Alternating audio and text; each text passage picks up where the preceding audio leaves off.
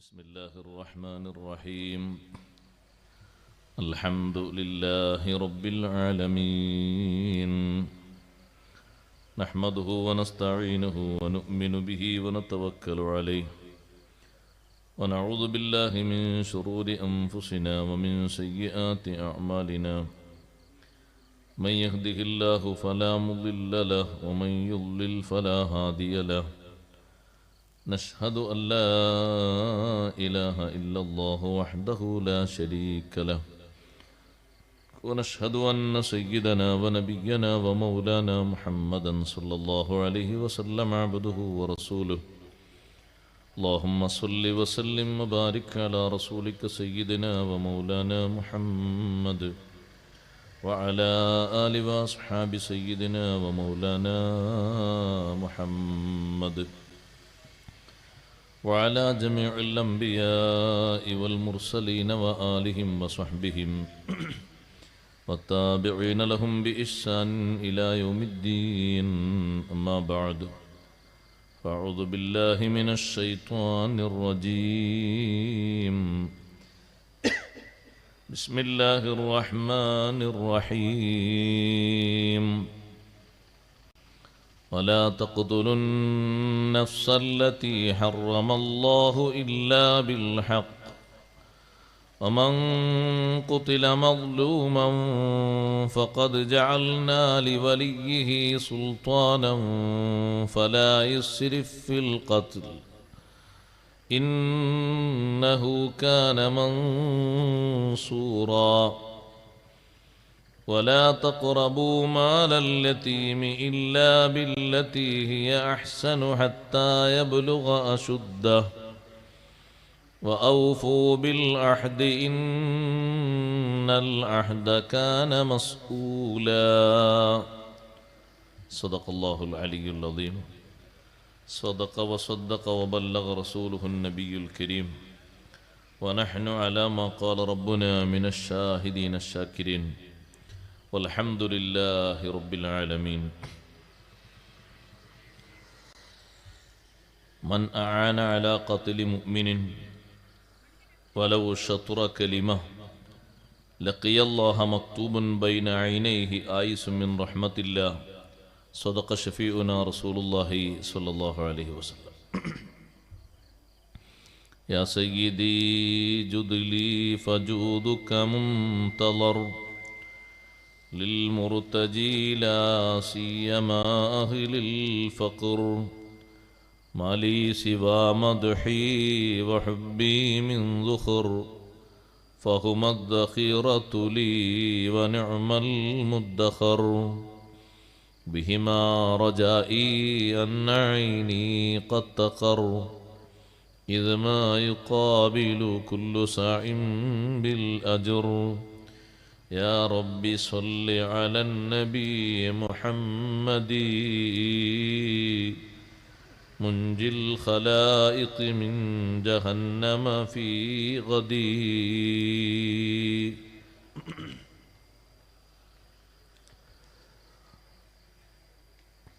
സമാദരണീയരായ ഉസ്താദുമാരെ,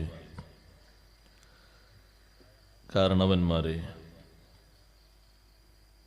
സ്നേഹമുള്ള സഹോദരന്മാരെ, സഹോദരിമാരെ, സുഹൃത്തുക്കളെ,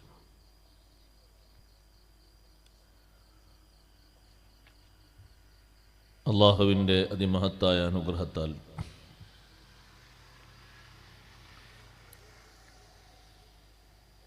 പരിശുദ്ധ ഖുർആനിലെ സൂറത്തുൽ ഇസ്രായിലൂടെ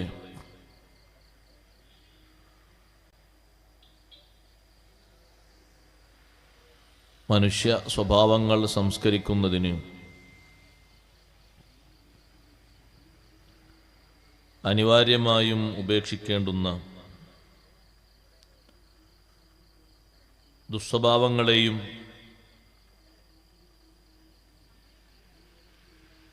അതിൻ്റെ കഠിനകഠോരമായ ശിക്ഷാമുറകളെയുമൊക്കെ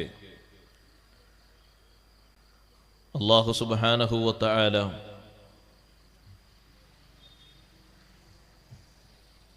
ഓരോന്നോരോന്നായി നമ്മെ പഠിപ്പിക്കുകയാണ്. ഈ ദുസ്വഭാവങ്ങളൊക്കെ മാറ്റി അതിന് പകരം വെക്കേണ്ട സ്വഭാവങ്ങൾ അവിടെ ചേർത്ത് വെക്കുമ്പോഴാണ് ഒരു യഥാർത്ഥ മനുഷ്യൻ രൂപപ്പെട്ടു വരുന്നത്.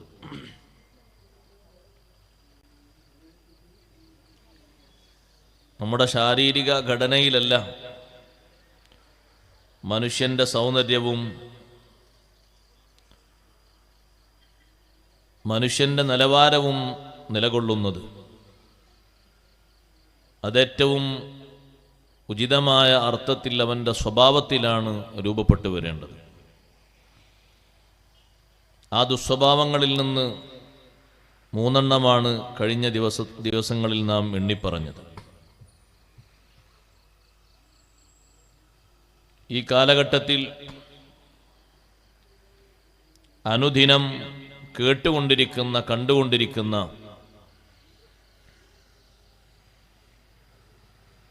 കൊലപാതകത്തെ സംബന്ധിച്ചാണ് അല്ലാഹു സുബ്ഹാനഹു വ തആല നാം ഓതിവെച്ച ആയത്തിലൂടെ ഉണർത്തുന്നത്. വലാ തഖ്തുലുൻ നഫ്സല്ലത്തി ഹറമല്ലാഹു ഇല്ലാ ബിൽ ഹഖ്. അല്ലാഹു സുബ്ഹാനഹു വ തആല പവിത്രമാക്കിയ, ബഹുമാനം നൽകിയ ഒരു ശരീരത്തെയും നിങ്ങൾ വധിക്കരുത്.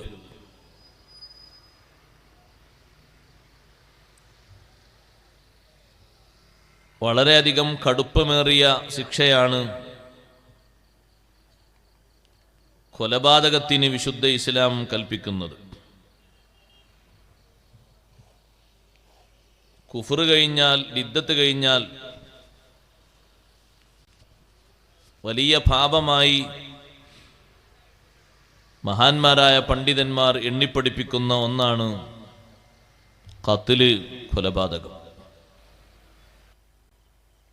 പക്ഷെ ഇവിടെ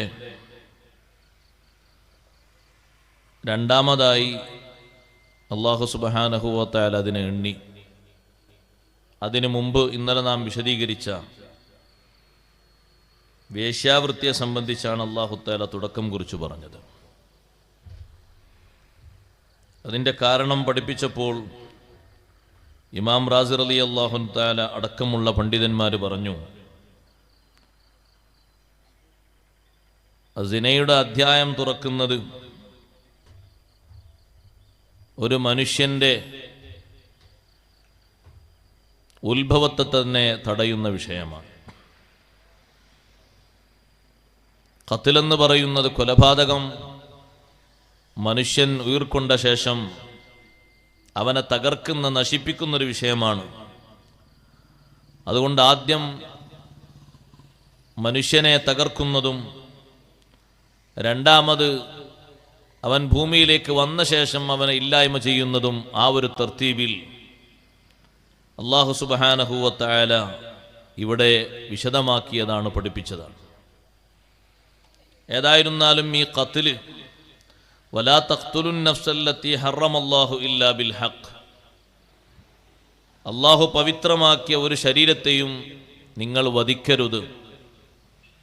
ഇല്ലാ ബിൽ ഹഖി, അതിൻ്റെ അവകാശത്തോടുകൂടെ അല്ലാതെ, അർഹതയോടുകൂടെ അല്ലാതെ. ശരീരത്തെ കൊന്നുകളയാൻ അർഹതപ്പെട്ട വിഷയങ്ങളുണ്ട്. അത് വ്യക്തികൾ കൈകാര്യം ചെയ്യേണ്ട വിഷയവുമല്ല. അതുമായി ബന്ധപ്പെട്ട വിഷയങ്ങൾ തെളിവ് സഹിതം ബോധ്യപ്പെടുന്ന കോടതിയിലും മറ്റുമൊക്കെ നിർവഹിക്കപ്പെടേണ്ട കാര്യങ്ങളാണ്. അത്തരത്തിൽ ചില വിഷയങ്ങളുണ്ട്. അത് മാറ്റിവെച്ചാൽ മറ്റൊരു ശരീരത്തെയും, സ്വന്തം ശരീരത്തെയും കൊന്നുകളയരുത്. സ്വന്തം ശരീരത്തെ കൊല്ലുന്നതും മഹാപാതകമാണ്, വൻകുറ്റമാണ്. ഖത്ലുൻ നഫ്സ്, ഈ പറഞ്ഞ ആയത്തിൽ ആ വിഷയവും ഉൾപ്പെട്ടിട്ടുണ്ട്.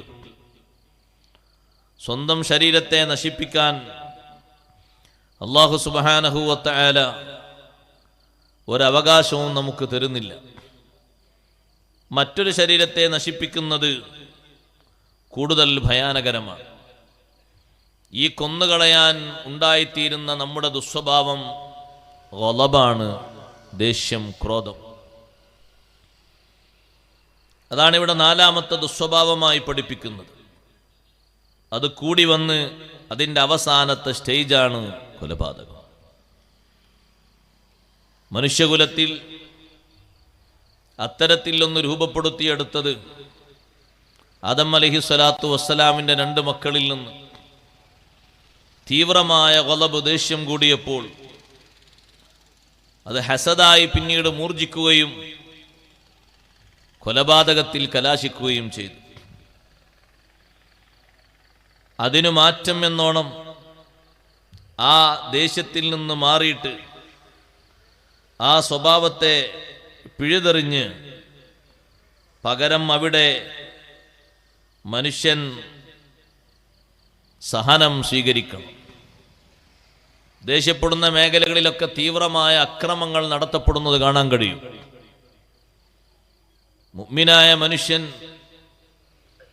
അവന് ദേഷ്യം വർദ്ധിക്കുമ്പോൾ പിടിച്ചു നിൽക്കാനും പിടിച്ചു വെക്കാനുമുള്ള കഴിവ് ആർജിക്കണം. കുടുംബങ്ങളിൽ, വീടുകളിൽ കലഹം നടത്തുന്ന കലഹപ്രിയരായ ആളുകളെ കാണാം. വലിയ ചൂടാണ് അവരെ ശരീരത്തിൽ, അവരെ ഭാഷയ്ക്ക്, അവരെ സ്വഭാവത്തിന് തീവ്രമായ ചൂട്. ആ ചൂട് കൂടിയ കാരണം അവരിൽ നിന്ന് വരുന്ന വാക്യങ്ങൾ, വാചകങ്ങൾ കേൾക്കുന്നത് തന്നെ വല്ലാതെ വെറുപ്പിക്കുന്നതാണ്. ദേഷ്യം വരുമ്പോഴും മാന്യമായ വാക്ക് പറയണമെന്ന് സയ്യിദുനാ റസൂലുള്ളാഹി സ്വല്ലല്ലാഹു അലൈഹി വസല്ലം തങ്ങളുടെ നിർദ്ദേശമാണ്. വൽ അദ്ല ഫിൽ ഗളബി വദ്ദിളാ. ദേഷ്യം പിടിക്കുമ്പോഴും തൃപ്തിയിലും നേരായ വർത്തമാനം പറയണം. ദേഷ്യം പിടിക്കുമ്പോൾ പറയുന്നതിന് കയ്യും കണക്കും ഉണ്ടാകൂല, ചെയ്യുന്നതിന്.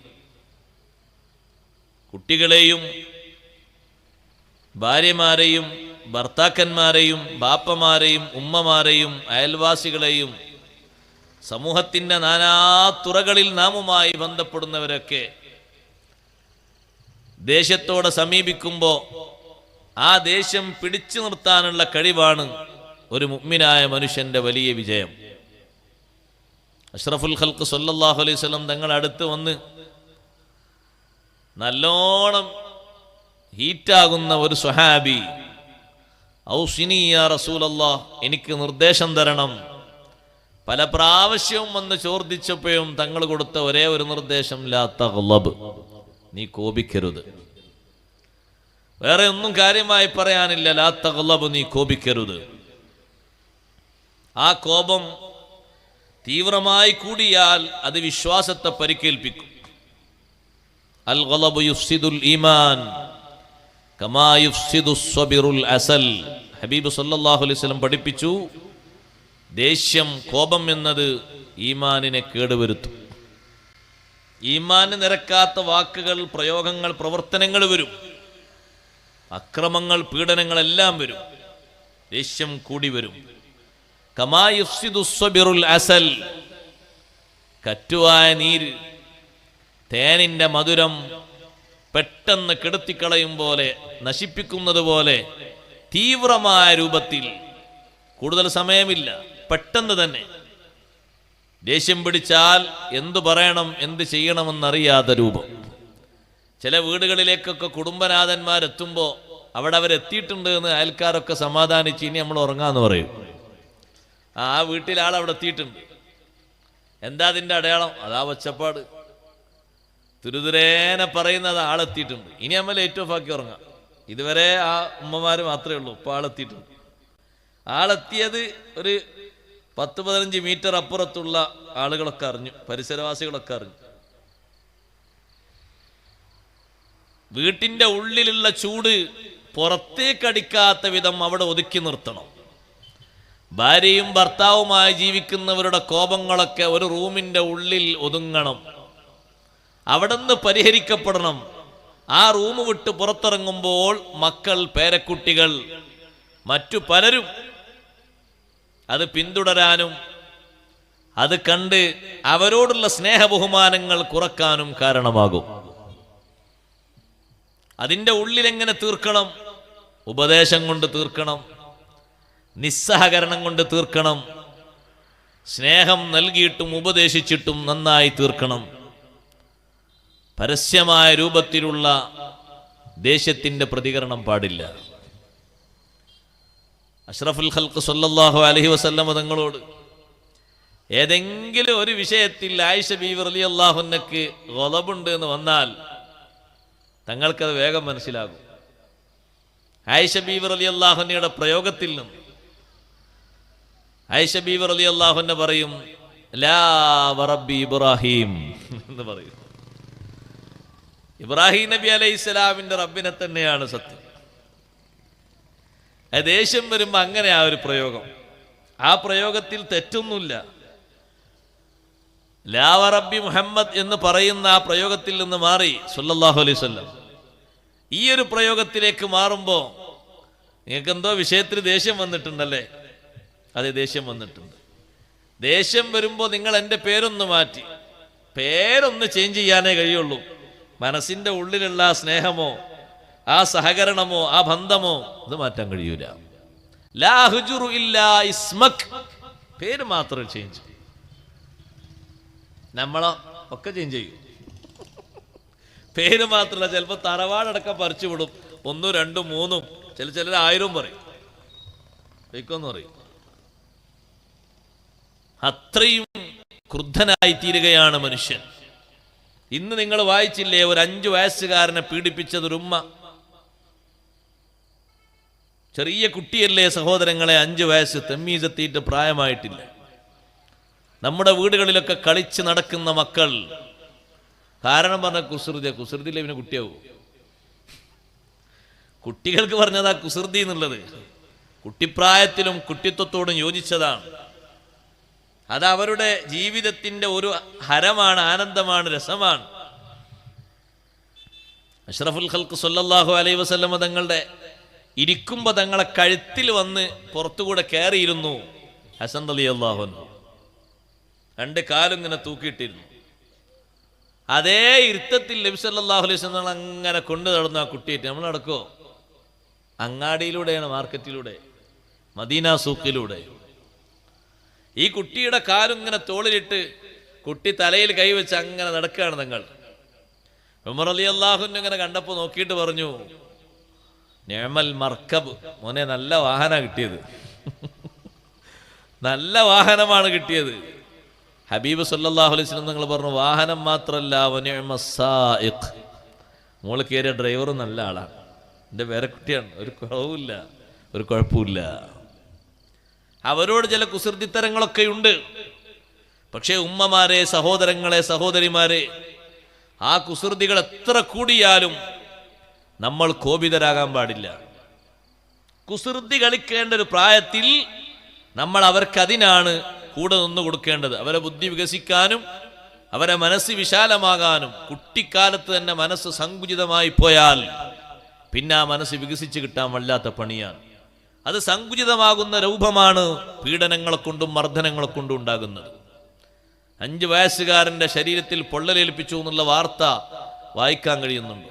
ആ ചെറിയ പിഞ്ചു കുട്ടിയുടെ കാലിൽ പൊള്ളലേറ്റിട്ട് മാറാത്ത ഒരു അടയാളം എത്ര ഒരു സങ്കടകരമാണ്. അടിക്കുക, ചെറിയ കുട്ടികളെ അടിക്കുക, നഊദു ബില്ലാഹി മിൻ ദാലിക്. ചെറിയ കുട്ടികളെ സ്നേഹത്തോടെ തലോടണം, അടിക്കാൻ പാടില്ല. തമ്മീസ് എത്തുന്ന സമയം വരെ കുട്ടികൾ അടിക്കാൻ പാടില്ല. അവർക്കൊരു പക്വതയുടെ സമയം എത്തുന്നത് എപ്പോഴാ? ഒരു 7 ഇങ്ങോട്ടാകുമ്പോഴാണ്. നമ്മളെ കുസൃതിക്ക് നമ്മളെ അടിച്ചാൽ മതിയായിരുന്നോ? നമ്മളെ വലിച്ചെറിയില്ലായിരുന്നില്ലേ? നമ്മളെ വലിച്ചെറിഞ്ഞിട്ടില്ലല്ലോ, ഏതെങ്കിലും റോഡ് സൈഡിൽ കൊണ്ട് ഉപേക്ഷിച്ചിട്ടില്ലല്ലോ. സ്നേഹത്തോടെ പോറ്റി വളർത്തിയില്ലേ? അതേ രൂപത്തിലുള്ള സ്നേഹം പകരണം. ചിലര് മക്കളോട് ഇങ്ങോട്ട് കൊലപായിട്ട്, വാപ്പ വന്നാ മക്കളൊക്കെ ഇങ്ങനെ ഒരു മൂലയിൽ ഇങ്ങനെ നിസ്കാരവും നോമ്പൊക്കായി എഴുത്തും കുത്തൊക്കായി ഉമ്മാനോട് പതുക്കെ, ഇപ്പം ചെന്നാ പോവുക, ഇപ്പം 2 ദിവസം കഴിഞ്ഞിട്ടേ പോകുള്ളൂ, ഇന്നാലില്ലാഹി വ ഇന്നാ ഇലൈഹി റാജിഊൻ. 2 ദിവസം ഇനി ഉപ്പാനെ സഹിക്കണോ? 48 മണിക്കൂർ വലിയ പ്രയാസമാണ്. സദാസമയത്തും ആ ബാപ്പ ക്ഷോഭം. ഒന്ന് അങ്ങോട്ടനങ്ങിയാൽ ഇങ്ങോട്ടനങ്ങിയാൽ ഒച്ചപ്പാടുണ്ടാക്കി. ആ കുട്ടി ഒന്ന് കോണി ഇറങ്ങി വരുമ്പോ ഒരു കാലൊന്ന് മുന്നോട്ടായി, മരത്തിന്റെ കോണി ഒച്ച കൂടുതലുണ്ടാവുമല്ലോ, ഒന്നൊന്ന് മുന്നോട്ട് ചവിട്ടിയതാണ്. അപ്പോഴേക്കത് ചാട്ടമാക്കി. പിന്നെ അതിന് തുരുതരാ ചീത്ത പറഞ്ഞു. അടുക്കളയിൽ പോയി എന്തോന്ന് എടുത്തപ്പോ അവിടെ ഇങ്ങനെ അട്ടിയാക്കി വെച്ചിരുന്ന സ്റ്റീലിന്റെ ഗ്ലാസ് ഉണ്ടായിരുന്നു. അത് വീണ നല്ല ഒച്ച ഉണ്ടാവുമല്ലോ. താഴോട്ട് വീണപ്പോ വരിവരിയായി വീണപ്പോ നല്ല ശബ്ദം ഉണ്ടായി. അപ്പോഴും പിന്നെയും ചൂടായി. സ്വാഭാവികമായ രൂപങ്ങൾക്കൊക്കെ ചൂടാകുമ്പോ മനസ്സിൽ വെറുപ്പും വിരോധവുമാണ് കൂടുതലായി ഉണ്ടാവുക. അതുകൊണ്ടാണ് മഹാന്മാരായ പണ്ഡിതന്മാർ കൽമുൽ ഗൈർ, ദേഷ്യം നിയന്ത്രിക്കാനും ഒതുക്കാനുള്ള കഴിവ്, അത് വല്ലാത്തൊരു കഴിവാണ്, ചെറിയ കഴിവല്ല. ദേഷ്യം കൊണ്ട് പിടിച്ച് തീവ്രമായി വരുമ്പോ പിടിച്ചു വെക്കാനുള്ള കഴിവാണ് ഈമാനിന്റെ വലിയ കഴിവ്. അവിടെ അരുതാത്തതൊന്നും പറയരുത്, ഒന്നും പറയരുത്. അഷ്റഫുൽ ഖൽഖ് സല്ലല്ലാഹു അലൈഹി വസല്ലം തങ്ങൾക്ക് ദേഷ്യം വന്നാൽ സ്വഹാബത്തിന് എങ്ങനെ മനസ്സിലാകും? അവിടുത്തെ മുഖം കാണുമ്പോഴേക്ക് ഞങ്ങൾക്ക് മനസ്സിലാകും. പറച്ചില്ലല്ല. ഞങ്ങളടുത്ത് എന്തോ ഒരു അപാകത സംഭവിച്ചിട്ടുണ്ട്, ഞങ്ങളെ വാക്കിലാണ്, ഞങ്ങളെ പ്രവൃത്തിയിലാണ്, അല്ലെങ്കിൽ ചോദിച്ചൊരാളെ ചോദ്യം പറ്റാത്തത് കൊണ്ടാണ് തങ്ങൾ പ്രതികരിക്കുകയോ അടിക്കുകയോ ഒന്നുമല്ല. ഞങ്ങൾ മുഖം കാണുമ്പോൾ ഞങ്ങൾക്ക് മനസ്സിലാകും. ഉടനെ ഞങ്ങൾ പറയും, തങ്ങളുടെ ആ അവസ്ഥ ഒന്ന് മാറിക്കിട്ടാൻ, ഞങ്ങൾക്കൊന്ന് സന്തോഷം കിട്ടാൻ, റളീനാ ബില്ലാഹി റബ്ബൻ വബിൽ ഇസ്ലാമി ദീനാ വബിമുഹമ്മദിൻ സ്വല്ലല്ലാഹു അലൈഹി വസല്ലമ നബിയ്യൻ വറസൂലാ. അതങ്ങനെ ആവർത്തിച്ച് പറയും. ചോദിച്ച ആളെ ചോദ്യം ശരിയായില്ലെങ്കിൽ അയാളോട് തിരുത്തി ചോദിക്കാൻ പറയും. ചിലപ്പോൾ ഒരു നിലക്കും ബഹുമാനത്തോട് ചേരുന്ന ചോദ്യമായിരിക്കില്ല ചോദിച്ചിട്ടുണ്ടാകുക. അപ്പൊ തങ്ങളെ മുഖത്ത് അതിനോടുള്ള വെറുപ്പ് കണ്ടാൽ ഞങ്ങൾക്ക് വിഷമാണ്. ഞങ്ങളെ കൂടെ ഇരിക്കുമ്പോൾ ഇങ്ങനത്തെ ഒരു അവസ്ഥ വന്നല്ലോ, അതുകൊണ്ട് അവിടത്തേക്ക് ദേഷ്യമാകുന്ന ഒരു പ്രയോഗങ്ങളോ മറ്റോ ഒന്നും ഞങ്ങൾ അനുവദിക്കാറില്ല. ഇതേ രൂപത്തിൽ തന്നെ വീട്ടിലെത്തുമ്പോൾ സദാസമയത്തും കുറ്റവും കുറവും പറഞ്ഞ് ഭാര്യമാരെയും മക്കളെയും ഉമ്മയെയും ബാപ്പയെയും അധിക്ഷേപിച്ച് വില്ലനായി വർത്തിക്കുന്ന കുടുംബനാഥന്മാരുണ്ട്. ഒരു പക്ഷേ അവര് മക്കളിൽ മൂത്തവരായിരിക്കും, അല്ലെങ്കിൽ ഇളയവരായിരിക്കും, അല്ലെങ്കിലോ ഉപ്പമാരായിരിക്കും, ഉപ്പാപ്പമാരായിരിക്കും. സഹോദരങ്ങളെ, ആ ദേഷ്യം മൂർജിച്ചു വരുമ്പോ, കൈപ്പേറിയ വാക്കുകൾ വരുമ്പോ നമ്മുടെ ഈമാനിനെ ബാധിക്കുന്നുണ്ടെന്ന് മനസ്സിലാക്കണം.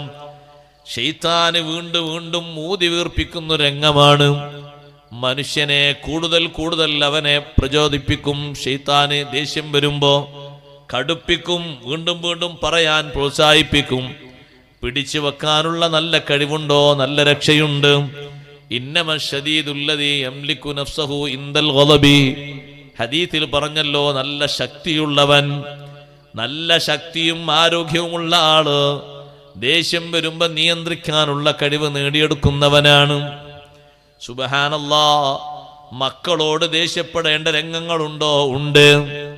ആ ദേഷ്യം തന്നെ അവരുടെ ഭാവിയുടെ നന്മ ഉദ്ദേശിച്ചുകൊണ്ടുള്ള ദേഷ്യമാണ്, കൊല്ലാനുള്ള ദേഷ്യമല്ല, വീട്ടിൽ നിന്ന് അടിച്ചോടിക്കാനുള്ള ദേഷ്യമല്ല, അവര് നന്നാകണം എന്ന രൂപത്തിലുള്ള ദേഷ്യമാണ്. നിസ്കരിക്കാത്തത് കൊണ്ട് മകനോട് ദേഷ്യമുണ്ട്. ഉസ്താദിനോട് പോയി പറയുമ്പോ 2 എണ്ണം എൻ്റെ കുട്ടിക്ക് അടി കിട്ടിയിട്ട് വേദനിക്കണം എന്ന ചിന്തയല്ല, ഉസ്താദിന്റെ ഉപദേശം കൊണ്ട്, ശകാരം കൊണ്ട് എൻ്റെ കുട്ടി നന്നാകണമെന്ന ചിന്തയാവേണ്ടത്. അതിനാണ് ആ വിഷയം ഉണർത്തിക്കൊടുക്കുന്നത്. നിങ്ങളെ ക്ലാസ്സിലുള്ള എൻ്റെ കുട്ടി സുബഹിക്ക് അല്പം മടിയുള്ളവനാണ്, നിങ്ങളൊന്ന് ഉപദേശിക്കണം എന്ന് ബാപ്പ പറയുമ്പോ സതുദ്ദേശമാണ് ആ ബാപ്പക്കുണ്ടാകേണ്ടത്. അടി കിട്ടിയിട്ട് വീട്ടിൽ വന്ന് കുട്ടി, ബാപ്പ ഇന്ന് ഉസ്താദിനോട് നിങ്ങൾ പറഞ്ഞതുകൊണ്ട് എനിക്ക് അടി കിട്ടി, ബാപ്പത് കണ്ട് ചിരിക്കരുത്. മകനടുത്തേക്ക് വിളിച്ചു പറയണം, മോനെ, ബാപ്പക്ക് നിന്നോട് സ്നേഹമില്ലാത്തത് കൊണ്ടല്ല, ഒരുപാട് നിന്നെ ഉപദേശിച്ചിട്ടുണ്ട്, വിളിച്ചിട്ടുണ്ട്. ഉസ്താദ് പറയുമ്പോ നീ നല്ലോണം അനുസരിക്കുന്ന മോനാണല്ലോ, നാളെ മുതൽ ഇനി നേരത്തെ എഴുന്നേറ്റ് നിസ്കാരമൊക്കെ അതായി നിർവഹിച്ചു പോകണം. നിനക്ക് അടി കിട്ടിയില്ലേ, അടി കിട്ടിയാ പോരാ, നിന്റെ തല അടിച്ചു പൊട്ടിക്കാ വേണ്ടത് എന്ന് പറയരുത്. അങ്ങനെ പറയുമ്പോ ഈ കുട്ടിയുടെ നന്മയല്ല ആ വാക്കിലൂടെ വരുന്നത്, ആ കുട്ടിയെ കുറിച്ചുള്ള ഒരു ദുരുദ്ദേശമാണ്. പഠിക്കാത്ത കുട്ടികളോട് ഉപ്പമാർക്ക് ഉമ്മമാർക്ക് വെറുപ്പുണ്ടാകരുത്. ഞാൻ എൻ്റെ ഉമ്മമാരോട് ഉപ്പമാരോട് പറയട്ടെ, പഠിക്കാത്ത കുട്ടികളോട് വെറുപ്പുണ്ടാകരുത്. അത് സത്യത്തിൽ അവരെ മനസ്സിനെ കൂടുതൽ സമ്മർദ്ദത്തിലാക്കും. പഠിക്കാത്ത കുട്ടികളോട് നല്ല ദയാവായ്പും സ്നേഹവും കൂടുതലുണ്ടാകണം. അവർ പഠിച്ചു കിട്ടാൻ ആത്മാർത്ഥമായി ദുആ ചെയ്യുന്നതോടൊപ്പം എത്ര അതിനുവേണ്ടി കഠിനാധ്വാനം ചെയ്യേണ്ടി വന്നാലും അവരാക്ഷേപിച്ച് ആരുടെയെങ്കിലും മുന്നിൽ ഒരിക്കലും ഇവനൊന്നും കിട്ടാത്തവനാണ്, അറിയാത്തവനാണ്, പഠിപ്പില്ലാത്തവനാണ്, മണ്ടനാണ്, നഊദു ബില്ലാഹ് അങ്ങനെ പറയരുത്. വെറുപ്പിന്റെ ഭാഷയാണ്. കുട്ടികളെ കുറിച്ച് അവരെ മുന്നിലോ അസാന്നിധ്യത്തിലോ അങ്ങനെയല്ല പറയേണ്ടത്. ഒരിക്കലും അവരടുത്തേക്ക് വിളിച്ചു വരുത്തിയിട്ട് എൻ്റെ കുട്ടിയാണിത്, പക്ഷേ ഇവനൊരു പൊട്ടനാണ് എന്ന് ബാപ്പ പറയുമ്പോ ആ കുട്ടിയുടെ മനസ്സിനേൽക്കുന്ന മുറിവത്ര വലുതാണ്. ഉപ്പമാരെ, നിങ്ങളെക്കുറിച്ച് കഥയില്ലാത്ത ആളാണെന്ന് മറ്റൊരാള്, മക്കളാകണ്ട മറ്റൊരാള് പറയുമ്പോ മക്കൾക്ക് എത്ര ദേഷ്യമുണ്ട്, കുടുംബക്കാർക്ക് എത്ര ദേഷ്യമുണ്ട്, സങ്കടമുണ്ട്. അതേപോലെ ഈ കുട്ടിക്കും ഉണ്ടാകും. ആ കുട്ടിയെ ഉപദേശിക്കണം. നിനക്കിതൊക്കെ വാങ്ങി തന്നിട്ട് എന്താ കാര്യം? ഒരർഫും നീ പഠിക്കൂല, നീ അങ്ങനെ തന്നെ ഇങ്ങനെ തന്നെ അങ്ങനെ പറയരുത്. എൻ്റെ മോന് നന്നായി പഠിക്കണം, നന്നായി ഉത്സാഹിക്കണം. കഠിനാധ്വാനങ്ങൾ നമ്മുടെ ഭാഗത്തുനിന്ന് വേണം, പറച്ചിൽ മാത്രം പോരാ. ഒന്ന് ഇരുന്ന് കൊടുക്കണം. കുട്ടി ഒന്ന് എഴുതിയത് കാണാൻ, വായിക്കുന്നത് കാണാൻ, ഓതിയത് കാണാൻ. വീണ്ടും വീണ്ടും ഉയർന്ന ഉസ്താദുമാരെ, അധ്യാപകന്മാരെ ഏൽപ്പിച്ച് ശിക്ഷണം കൊടുക്കണം. കുട്ടിയുടെ മനസ്സ് ഇതിലേക്ക് ശ്രദ്ധ കിട്ടാനുള്ള എന്തെല്ലാം കാര്യങ്ങളുണ്ടോ അതെല്ലാം നമ്മൾ നേടിക്കൊടുക്കണം.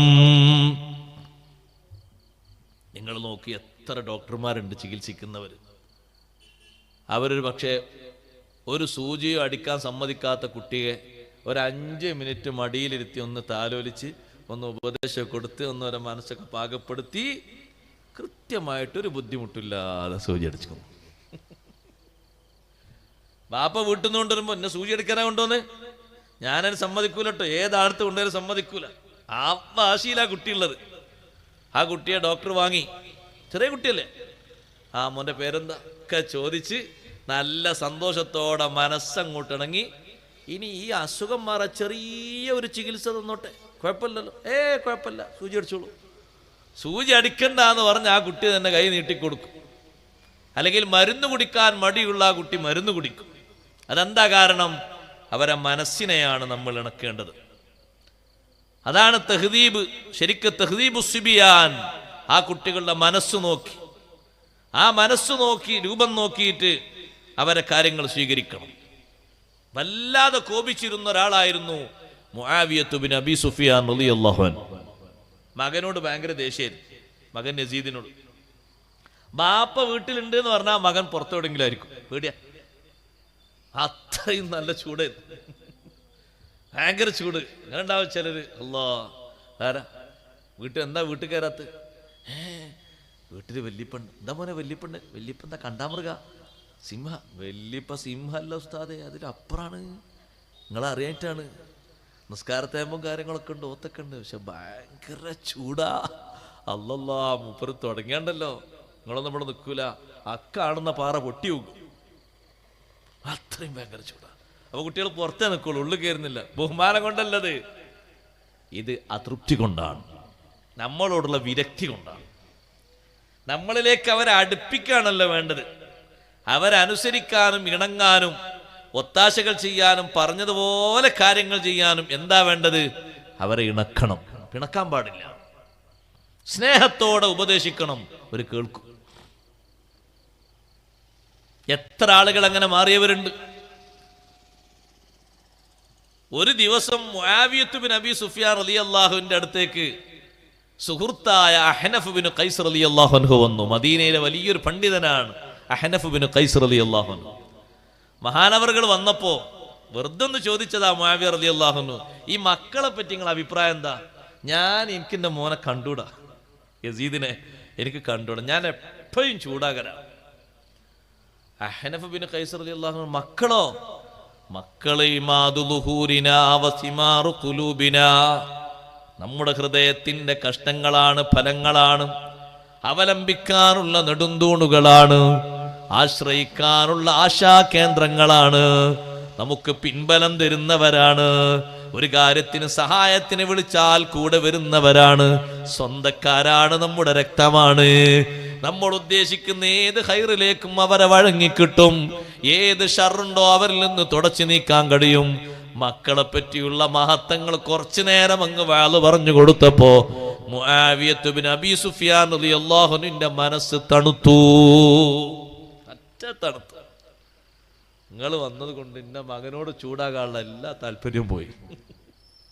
അഹ്നഫ് ബിൻ ഖൈസ് റളിയല്ലാഹു അൻഹു മക്കളെ പറ്റിയിട്ടുള്ള ഗുണഭാഗങ്ങൾ അതും നമ്മൾ ചിന്തിക്കണല്ലോ. അവരെ കൊണ്ട് നമ്മുടെ മനസ്സിന് അള്ളാഹു തരുന്ന സമാധാനം എത്ര വലിയ സമാധാനമാണ്. അവര് നമ്മുടെ അവലംബമാണ്. ആ നിലക്ക് അവരെ കാണണം.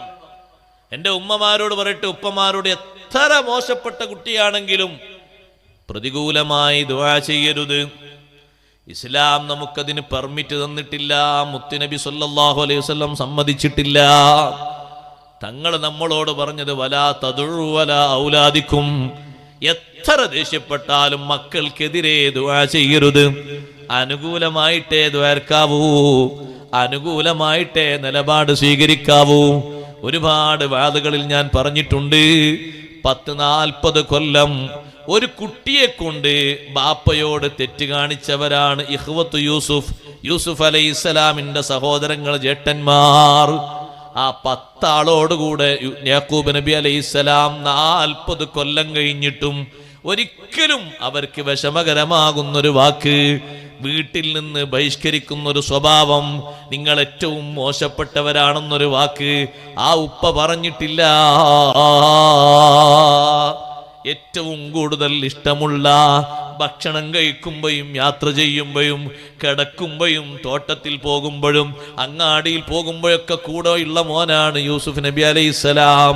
അങ്ങനെയുള്ളൊരു കുട്ടിയങ്ങ് വേർപിരിയുമ്പോഴുള്ള വിഷമത്രയൊന്ന് ആലോചിച്ചു നോക്കൂ, ഒന്ന് ചിന്തിച്ചു നോക്കൂ, ഒന്ന് രൂപപ്പെടുത്തി നോക്കൂ. ആ കുട്ടിയെ അടർത്തെടുത്തി കൊണ്ടുപോയി ശുദ്ധമായ കളവും പറഞ്ഞ് തിരിച്ചു വന്ന ഈ മക്കളെ ഇനി ഇങ്ങോട്ട് കയറരുത് എന്ന് പറഞ്ഞില്ല, നിങ്ങൾക്ക് ഭക്ഷണം തരൂല എന്ന് പറഞ്ഞില്ല, മേലാല് നിങ്ങളെ കാണണ്ട എന്ന് പറഞ്ഞില്ല. അതൊക്കെ നമ്മളെ ഭാഷയല്ലേ. എന്താ മഹാനവർകൾ പറഞ്ഞത്? ഫസബ്റുൻ ജമീൽ വല്ലാഹുൽ മുസ്തആനു അലാ മാ തസിഫൂൻ. നല്ല ക്ഷമയാണ് നിങ്ങളോട് എൻ്റെ പ്രതികരണം. നിങ്ങൾ പറഞ്ഞതിനൊക്കെ ഞാൻ അള്ളാഹുവിനോട് സഹായം തേടുകയാണ്. അള്ളാഹു എനിക്ക് നല്ല മാർഗം തുറന്നു തരും. സഹോദരങ്ങളെ, ഓരോ ദിവസവും യൂസുഫ് നബി അലൈഹിസ്സലാമിനെ ഓർക്കുമ്പോ യാക്കൂബ് നബി അലൈഹിസ്സലാം കരയാറുണ്ട്, സങ്കടപ്പെടാറുണ്ട്. പക്ഷേ ഈ 10 മക്കളോടും ആ ഒരു വിഷയ സംബന്ധിയായി ഒരു വാക്കും ബാപ്പ എതിരായി പറഞ്ഞിട്ടില്ല. 40 കൊല്ലക്കാലവും ആ മക്കളുടെ നന്മ ഉദ്ദേശിച്ചു കൊണ്ടുള്ള പ്രാർത്ഥനയാണ്. അല്ലാഹു സുബ്ഹാനഹു വ തആല ആ പ്രാർത്ഥന സ്വീകരിച്ചു. ഞാൻ എൻ്റെ ഉപ്പമാരോട് പറയട്ടെ, എത്ര പ്രതികൂലമായിട്ടാണ് അവർ വർത്തിച്ചത്. അവസാനം നിങ്ങൾ കണ്ടില്ലേ, വഖറൂ ലഹു സുജ്ജദാ.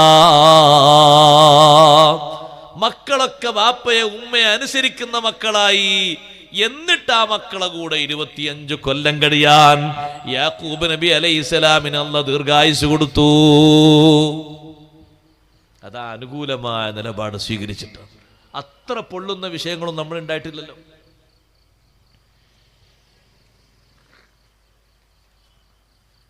ഒരു വാപ്പ പറഞ്ഞു എന്നോട്, സതേ ഞാൻ എൻ്റെ മോനെ, 2ാമത്തെ 3ാമത്തെ മോനെ എൻ്റെ വീട്ടിൽ നിന്നും എൻ്റെ നാട്ടിൽ നിന്നും എൻ്റെ സ്വത്തു നിന്നും കുടുംബത്തു നിന്നൊക്കെ പുറത്താക്കി. ഞാൻ ചോദിച്ചു, എന്നിട്ട് എന്താ കിട്ടുക? എന്താ പുറത്താക്കാൻ കാരണമുണ്ടോ? കാരണമുണ്ട്. സത്യത്തിൽ തൃപ്തിക്കേട് വന്നതാണ്. അങ്ങനൊക്കെ വരാം, മക്കളിൽ അങ്ങനൊക്കെ സംഭവിക്കാം, അനുവാദമല്ലാതെ അങ്ങനൊക്കെ ഉണ്ടായിത്തീരാം. പക്ഷെ അവരെ നന്നാക്കിയെടുക്കാൻ ഈ മാർഗങ്ങളൊന്നും അല്ല മാർഗം. അത് നേരെ വിപരീത ഫലമാണ് ഉണ്ടാക്കുക. ആ കുട്ടി ഒരു സ്ഥലത്ത് ജോലിക്ക് പോയിട്ട് കൂട്ടുകാരെ കൂടെ ഇങ്ങനെ കഴിയുമ്പോൾ ആ കുട്ടിയുടെ മനസ്സിൽ ഒരു പെണ്ണിനോട് ഇഷ്ടം തോന്നി, പ്രേമല്ലട്ടോ, ഇഷ്ടം തോന്നി. അത് അന്വേഷിച്ചു, കുടുംബക്കാരെ കൊണ്ട് അന്വേഷിച്ചു. എല്ലാ നിലക്കും കാര്യങ്ങളൊക്കെ ഒത്തതാണ്. സാമ്പത്തികമായി കുറച്ച് കുറവുണ്ട്, അത്ര കുറവുള്ളൂ, ബാക്കിയൊക്കെ സ്വലാഹിയത്തെ പറ്റൊക്കെ റെഡിയാണ്. അങ്ങനെ ഈ കുട്ടി ഇങ്ങനെ ഇഷ്ടം തോന്നിയപ്പോൾ വാപ്പാനോട് പറഞ്ഞു, ഇങ്ങനെ ഒന്ന് നിങ്ങൾ അന്വേഷിച്ചാൽ തിരക്കടില്ല, ഒരു നിലക്കും ബാപ്പ വഴിക്ക് വീഴില്ല. അങ്ങനെ ബാപ്പാൻ്റെ കണ്ണ് വേറെ സ്ഥലത്തേക്കാണ്.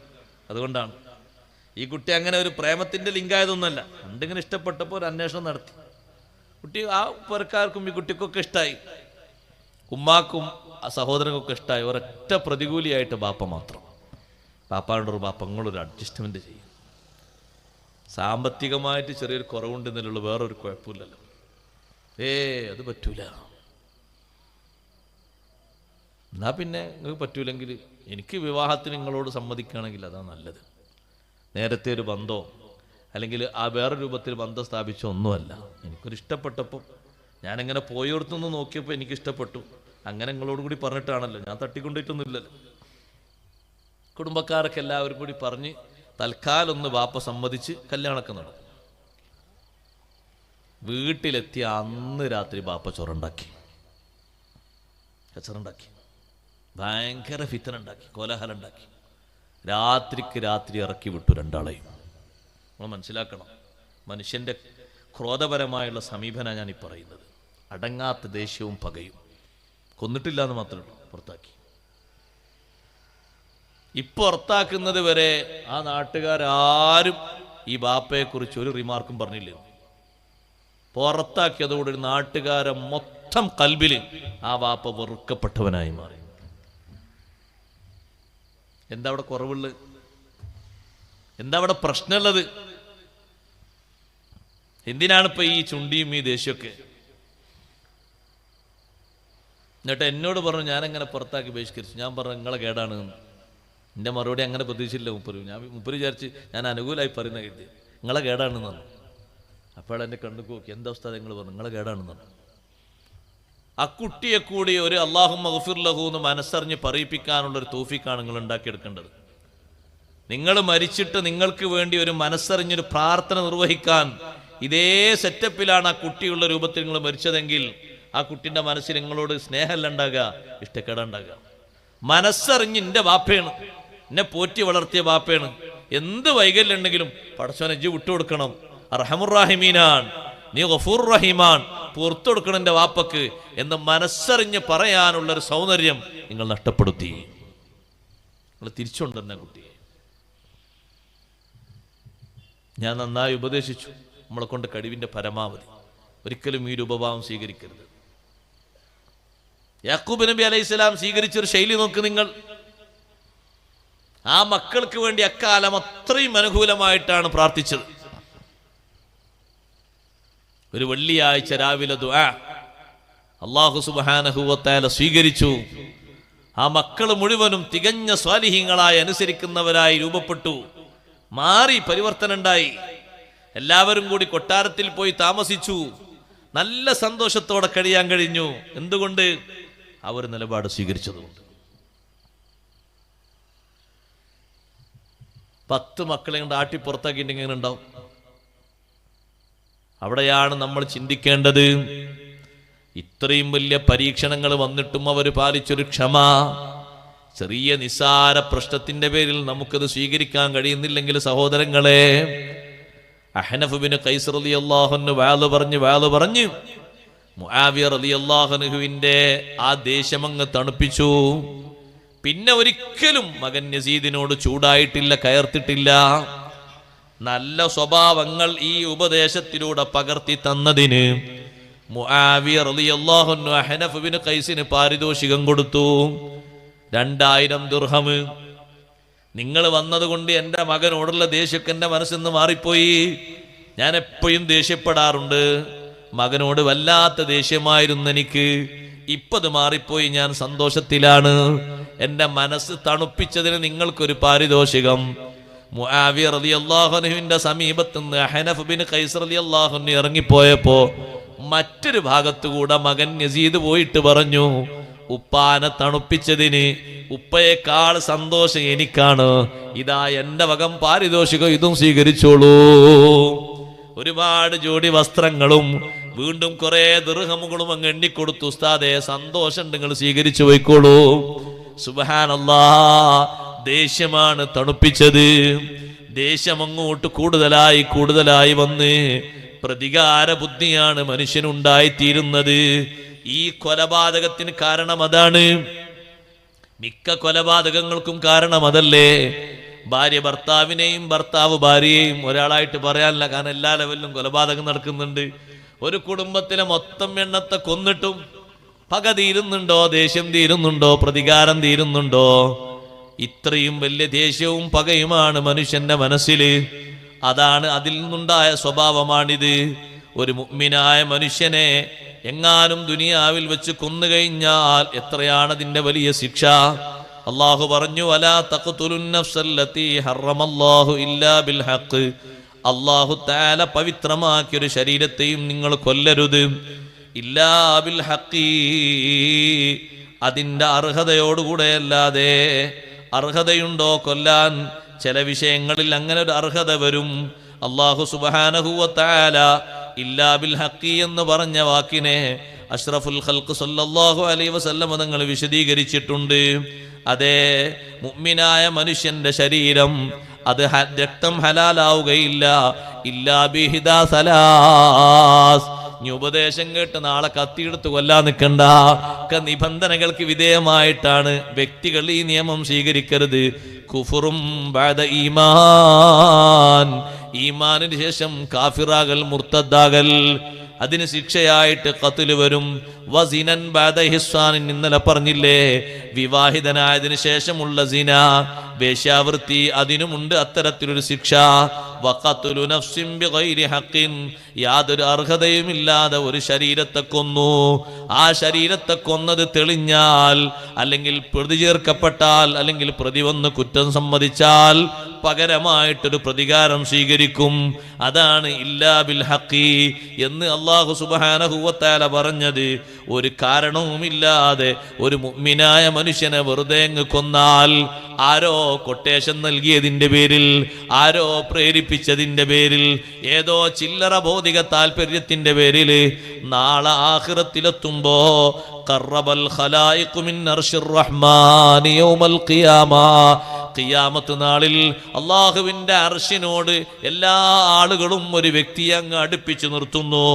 അൽ മുഅ്മിനല്ലദീ ഖുതില മദ്ലൂമാ, ഒരു കാരണവുമില്ലാതെ മർദ്ദിതനായി കൊല ചെയ്യപ്പെട്ടു പോയ മുഅ്മിനായ മനുഷ്യനെ അടുപ്പിച്ചു നിർത്തുന്നു. അവനെ കൊന്ന ആള് അവന്റെ തൊട്ടു സമീപത്ത് തന്നെയുണ്ട്. അന്ന് അവനെ കൊലപാതകം നടത്തിയപ്പോ ശരീരത്തിൽ ഒലിച്ച രക്തമില്ലേ, ആ രക്തത്തോടു കൂടെയാണ് അവൻ അർശിന്റെ ചുവട്ടിലേക്ക് വന്നത്. റബ്ബിനോട് പറയുന്നു, റബ്ബീ സൽഹാദാ ലിമ ഖതലനീ, എന്നെ കൊന്ന ഈ മനുഷ്യനോട് നീ ഒന്ന് ചോദിക്കണേ അല്ലാ, എന്തിനാണ് എന്നെ കൊന്നത് എന്ന് ചോദിക്കണം. ഫബിമഹാല ബൈനി വബൈന സ്വലവാത്തി, ഒരുപാട് കാലം എനിക്ക് നിസ്കരിക്കാനുണ്ടായിരുന്നു. ആ നിസ്കാരത്തിന് ഈ മനുഷ്യനാണ് മറയിട്ടത്. ഹജ്ജിന് പോകാനുണ്ടായിരുന്നു, തടസ്സം ഇയാൾ കൊന്നതാണ്. നോമ്പെനിക്ക് നോൽക്കാനുണ്ടായിരുന്നു, ഇയാളാണ് കൊന്നത്. എന്തിനാണ് ഈ നന്മകൾക്ക് മറയിട്ടിട്ട് എന്നെ കൊന്നത് എന്ന് ചോദിക്കുക. അല്ലാഹു തആല പറയും, തൈസ്താ, കൊന്ന മനുഷ്യനോട് പറയുന്നു, നീ പരാജയപ്പെട്ടു പോയി. കാരണമൊന്നും പറയാതെ അവനെങ്ങനെ നിൽക്കുന്നു. മലക്കുകളോട് പറയുന്നു, ഇവനെ പിടിച്ച് നരകത്തിലേക്ക് കൊണ്ടുപോകൂ. വിദ്വേഷത്തിന്റെ പേരില്, ദേശത്തിന്റെ പേരിലല്ലേ കൊലപാതകങ്ങൾ അധികവും നടക്കുന്നത്. സമ്പത്തിന്റെ പേരിലും നടക്കുന്നുണ്ട്. പക്ഷേ ഒരു മുഅ്മിനായ മനുഷ്യനെ കൊല്ലുന്നത് സഹോദരങ്ങളെ, അതിന് ആരെല്ലാം ആക്കം കൂട്ടുന്നുണ്ടോ, ഏതെല്ലാം ആളുകൾ ആ വിഷയത്തിന് ആക്കം കൂട്ടുന്നുണ്ടോ, അവർക്ക് കടുത്ത ശിക്ഷയാണ് അല്ലാഹു സുബ്ഹാനഹു വ തആല നൽകുന്നത്.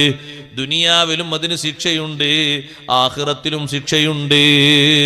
മുഅ്മിനായ മനുഷ്യനെ കൊല്ലാൻ ഒരു പ്രദേശവാസികളിൽപ്പെട്ട ബഹുഭൂരിഭാഗം ആളുകളും അങ്ങ് കൂറായി എന്ന് കരുതിക്കോളൂ. എല്ലാവരും ആ വിഷയത്തിൽ നിയന്ത്രിച്ചിട്ടുണ്ട്. വാക്കുകൊണ്ട് സഹായിച്ചവരുണ്ട്, കത്തി കൊടുത്ത് സഹായിച്ചവരുണ്ട്, സമയം പറഞ്ഞു കൊടുത്ത് സഹായിച്ചവരുണ്ട്. ഒരു മുഅ്മിനായ മനുഷ്യനെ കൊല്ലാൻ വലൗ ശത്ര കലിമാ, ഒരു ചെറിയ മെസ്സേജ് അയച്ചിട്ട് സഹായിച്ച ആളാണെങ്കിലും ലഖിയല്ലാഹ മക്തൂബുൻ ബൈന ഐനൈഹി, നാളെ ആഖിറത്തിൽ അവൻ അല്ലാഹുവിനെ അഭിമുഖീകരിക്കുന്നത് അവന്റെ രണ്ട് കണ്ണുകൾക്കിടയിൽ ഒരു എഴുത്തുണ്ട്. ആയിസും മിൻ റഹ്മത്തില്ലാ,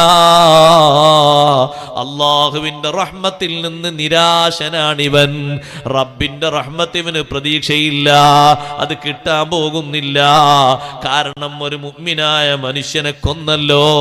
മുഅ്മിനിന് എത്രമാത്രം പരിശുദ്ധിയുണ്ട്, മുസ്ലിമായ മനുഷ്യന്റെ ശരീരത്തിന് എത്രമാത്രം പരിശുദ്ധിയുണ്ട്. ഹബീബ് സല്ലല്ലാഹു അലൈഹി വസല്ലം തങ്ങൾ കഅബ തവാഫ് ചെയ്യുമ്പോ കഅബയോട് നോക്കിയിട്ട് പറഞ്ഞു, കഅബ മാ അത്യബകി വമാ അത്യബ റീഹകി, നിനക്കെന്തൊരു പരിശുദ്ധിയുണ്ട്, നിന്റെ വാസനക്ക് എത്രമാത്രം സുഗന്ധമുണ്ട്. മാ അഅലമകി വമാ അഅലമ ഹുർമതകി, നിനക്കെന്തൊരു ബഹുമാനമുണ്ട്, നിന്റെ ബഹുമാനത്തിന് എത്രമാത്രം വലിപ്പമുണ്ട്. ഇത് പറഞ്ഞിട്ട് തങ്ങൾ പറഞ്ഞു, വല്ലദീ നഫ്സു മുഹമ്മദിൻ ബിയദിഹി, എന്റെ ശരീരം നിയന്ത്രിക്കുന്ന അല്ലാഹുവിനെ തന്നെയാണ് സത്യം. ലഹുർമത്തുൽ മുഅ്മിനി ഇൻദല്ലാഹി അഅലമു മിൻ ഹുർമതിക വമാലിഹി മാലുഹു വദമുഹു. ഒരു മുഅ്മിനായ മനുഷ്യനുള്ള ബഹുമാനം കഅബന്റെ ബഹുമാനത്തെക്കാളും വലുതാണ്. കഅബയെ നോക്കിയിട്ട് നബി സല്ലല്ലാഹു അലൈഹി വസല്ലം പറഞ്ഞതാണ്, നിന്നെക്കാളും വലിയ ബഹുമാനം ഒരു മുഅ്മിനായ മനുഷ്യനുണ്ട്. അവന്റെ സമ്പത്തിന് ബഹുമാനമുണ്ട്, അവന്റെ അഭിമാനത്തിന് ബഹുമാനമുണ്ട്. ഒരു നാട്ടുകാർ മൊത്തം, ഒരു പഞ്ചായത്തിലുള്ള ആൾക്കാർ മൊത്തം, അല്ലെങ്കിൽ ഒരു ജില്ലയിലുള്ള ആൾക്കാർ മൊത്തം രാഷ്ട്രീയ പ്രേരിതമായിട്ടോ ഭൗതികമായ എന്തെങ്കിലും വിഷയത്തിന്റെ സുഖങ്ങളിൽപ്പെട്ടോ ഒരു മുഅ്മിനായ മനുഷ്യനെ കൊല്ലാൻ വേണ്ടി ഏതെങ്കിലും ഒരു വിധേന പങ്കെടുത്തു സഹായിച്ചാൽ മൊത്തെണ്ണത്തിനും പിടിച്ച് അല്ലാഹു നരകത്തിലിടും. അങ്ങനെ ആകുമ്പോ നിങ്ങൾ കൂട്ടി നോക്കൂ, രാഷ്ട്രീയ കൊലപാതകങ്ങൾ അനുദിനം നടന്നുകൊണ്ടിരിക്കുമ്പോ മുസ്ലിങ്ങളായ ആളുകളുടെയും അല്ലാത്തവരുടെയും ശരീരത്തിന് ഒരു വിലയും കൽപ്പിക്കാതെ കൊലപാതകങ്ങൾ നടന്നുകൊണ്ടിരിക്കുമ്പോ അതൊരു സുഖമുള്ള ഏർപ്പാടല്ല. ഒരു മനുഷ്യന്റെ ശരീരം വെറുതെ അങ്ങ് കൊല്ലാൻ സുഖമുള്ള ഏർപ്പാടല്ല, കടുത്ത ശിക്ഷയാണതിന്. കാരണങ്ങളൊക്കെ ചോദിക്കുന്ന രംഗം വരും, രക്ഷപ്പെടാൻ കഴിയില്ല. മദീനയിൽ ഒരു കൊലപാതകം നടന്നു, ആളറിയാത്തൊരു കൊലപാതകം, ആളറിയില്ല, ആരോ കൊന്നിട്ടു.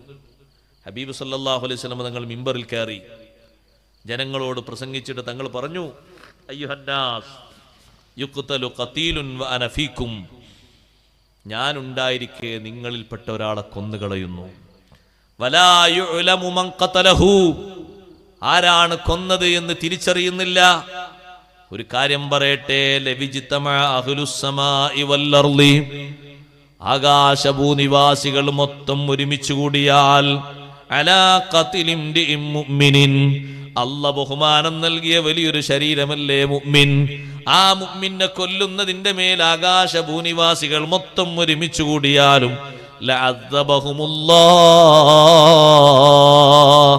അല്ലാഹു അവരെ ശിക്ഷിക്കുക തന്നെ ചെയ്യും. ഇല്ലാ യഫ്അല മാ യശാ, അല്ലാഹു ഉദ്ദേശിച്ചത് പ്രവർത്തിക്കുന്നവരൊഴികെ.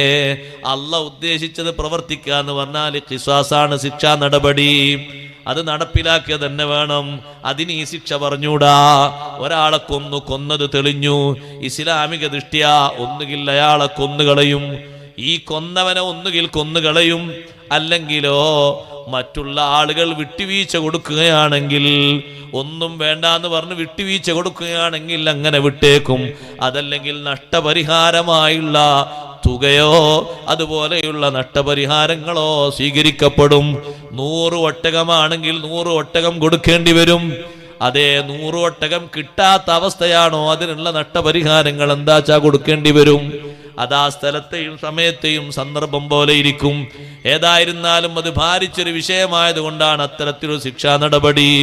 ഒരു മുഅ്മിനായ മനുഷ്യനെ കൊന്നുകളയാൻ ഒരു വാക്ക് സഹായകമായി. നിങ്ങൾ കണ്ടില്ലേ, കുറ്റവാളികളെ പിടിക്കുമ്പോ ഇയാളും വിളിച്ചിട്ടുണ്ട് അന്ന്, മറ്റാളും വിളിച്ചിട്ടുണ്ട് അന്ന്, അയാളും വിളിച്ചിട്ടുണ്ട്, ഇയാളും വിളിച്ചിട്ടുണ്ട്. എത്ര പേരാ വിളിച്ചത് ഒരു കൊലപാതകത്തിന്? എത്ര ആളാ പങ്കെടുത്തത്? എത്ര ആളെ മൊബൈലിൽ നിന്നാണ് കോള് പോയത്? ഇന്ന് അന്വേഷിച്ച് കണ്ടുപിടിക്കുന്നുവെങ്കിൽ ഇതിനേക്കാളും എളുപ്പത്തിൽ മലക്കുകൾ ചാർട്ട് ഹാജരാക്കും. പറഞ്ഞതും എഴുതിയതും ഹാജരാക്കും. നിഷേധിക്കാൻ കഴിയാതെ ഗൗരവമുള്ള ശിക്ഷയാണ് അവിടെ കൊടുക്കുന്നത്. സുബ്ഹാനല്ലാഹ്. ഇനി അത് വേണ്ട, പരിക്ക് പറ്റിക്കുകയാണോ ചെയ്യുന്നത്? അടിച്ചങ്ങ് പരിക്കേൽപ്പിച്ചു. ഇസ്ലാമിന്റെ പ്രവർത്തകരായതിന്റെ പേരിൽ, അഹ്ലുസുന്നത്തി വൽ ജമാഅത്തിന്റെ നിഷ്കളങ്കരായ പ്രവർത്തകനായതിന്റെ പേരിൽ അടിച്ചങ്ങ് പരിക്കേൽപ്പിച്ച് കൊല്ലാകൊല നടത്തിയോ? അവനെ രക്തം ചീറ്റിയിട്ട് ഒരു ഭാഗത്ത് അവശനാക്കി മാറ്റിയോ? ആ രക്തത്തിന് പ്രതികാരമെടുക്കാതെ അല്ലാഹു തആല അവനെ ആഖിറത്തിൽ വിടൂല. ഏതെങ്കിലും ഒരു മുസ്ലിമിന്റെ ശരീരത്തിലെ രക്തവുമായി ഏതെങ്കിലും ഒരു പങ്കുണ്ടോ നിനക്ക്? എന്നാൽ അല്ലാഹു സുബ്ഹാനഹു വ തആല ആ ഒരു വിഷയത്തിന് ശരിയായ പരിഹാരമാണ് ആഖിറത്തിൽ കൊടുക്കുന്നത്. മനിസ്തതാഅ മിൻകും അല്ലാ യഹൂല ബൈനഹു വ ബൈനൽ ജന്നതി മിൽഉ കഫ്ഫിൻ മിൻ ദമിൻ മുസ്ലിമിൻ. നബി സല്ലല്ലാഹു അലൈഹി വസല്ലം തങ്ങൾ പറഞ്ഞു, നിങ്ങളിൽ ആർക്കെങ്കിലും സാധിക്കുമോ അവനും സ്വർഗ്ഗത്തിനും ഇടയിൽ മറയിടാതിരിക്കാൻ, ഒരു കൈപ്പിടി നിറയെ ഒരു മുസ്ലിമായ മനുഷ്യന്റെ രക്തം ചീറ്റിക്കാൻ? ഒരു കോഴി അറുത്തിട്ട് രക്തം ചീറ്റും പോലെ ഒരു മുസ്ലിമായ മനുഷ്യന്റെ ശരീരത്തിൽ നിന്ന് രക്തം ചീറ്റിയിട്ട് സ്വർഗത്തിൽ കടക്കാതിരിക്കാൻ നിങ്ങൾക്ക് സാധിക്കുമോ? കുല്ലമാ തഅറദ ലിബാബിൻ മിൻ അബ്വാബിൽ ജന്ന. ഒരുപാട് സുഹൃതങ്ങൾ ചെയ്ത മനുഷ്യൻ ഒരു മുസ്ലിമിനെ അടിച്ചിട്ട് അവന്റെ പല്ല് പൊട്ടിച്ചിട്ട് രക്തം വന്നിട്ടുണ്ട്. എന്തേ കാരണം? പള്ളിയിലേക്ക് നിസ്കരിക്കാൻ വേണ്ടി വന്നപ്പോ അടിച്ചതാണ്, അല്ലെങ്കിലോ ഒരു ഖതീബിനെ കൊണ്ടുവന്നതിന് അടിച്ചതാണ്, അല്ലെങ്കിൽ നിസ്സാര പ്രശ്നത്തിന്റെ പേരിൽ അടിച്ചതാണ്. അടിച്ചിട്ട് തല പൊട്ടിച്ചു, അല്ലെങ്കിൽ കാത് പൊട്ടിച്ചു, പല്ല് പൊട്ടിച്ചിട്ട് രക്തം വന്നു. ഒരു കോഴി അറുത്തിട്ട് വരുന്ന രക്തം പോലെ. അത് സഹോദരങ്ങളെ അധികമൊന്നുമില്ലല്ലോ, വളരെ കുറച്ചല്ലേ. ആ മനുഷ്യൻ സ്വർഗത്തിന്റെ ഓരോ ഗേറ്റിലേക്ക് വരുമ്പോ ഹാലല്ലാഹു ബൈനഹു വ ബൈനഹു, അല്ലാഹ് കവാടം കൊട്ടിയടക്കുകയാണ്, അവന്റെ മുന്നിൽ മറവീത്തുകയാണ്. അതേ, വമനിസ്തതാഅ മിൻകും അല്ലാ യജഅല ഫീ ബത്നിഹി ഇല്ലാ ത്വയ്യിബാ. ആർക്കെങ്കിലും അവരവരുടെ വയറ്റിലേക്ക് നല്ലതല്ലാതെ നിറക്കാൻ സാധിക്കുമെങ്കിൽ അങ്ങനെ ചെയ്യണം. ഫൈന്ന അവ്വല മാ യുൻതിനു മിനൽ ഇൻസാനി ബത്നുഹു. മനുഷ്യ ശരീരത്തിൽ നിന്ന് ആദ്യം ദുർഗന്ധം വമിക്കുന്ന ഭാഗം അവന്റെ വയറാണെന്ന് ഹബീബ് റസൂലുള്ളാഹി സ്വല്ലല്ലാഹു അലൈഹി വസല്ലം.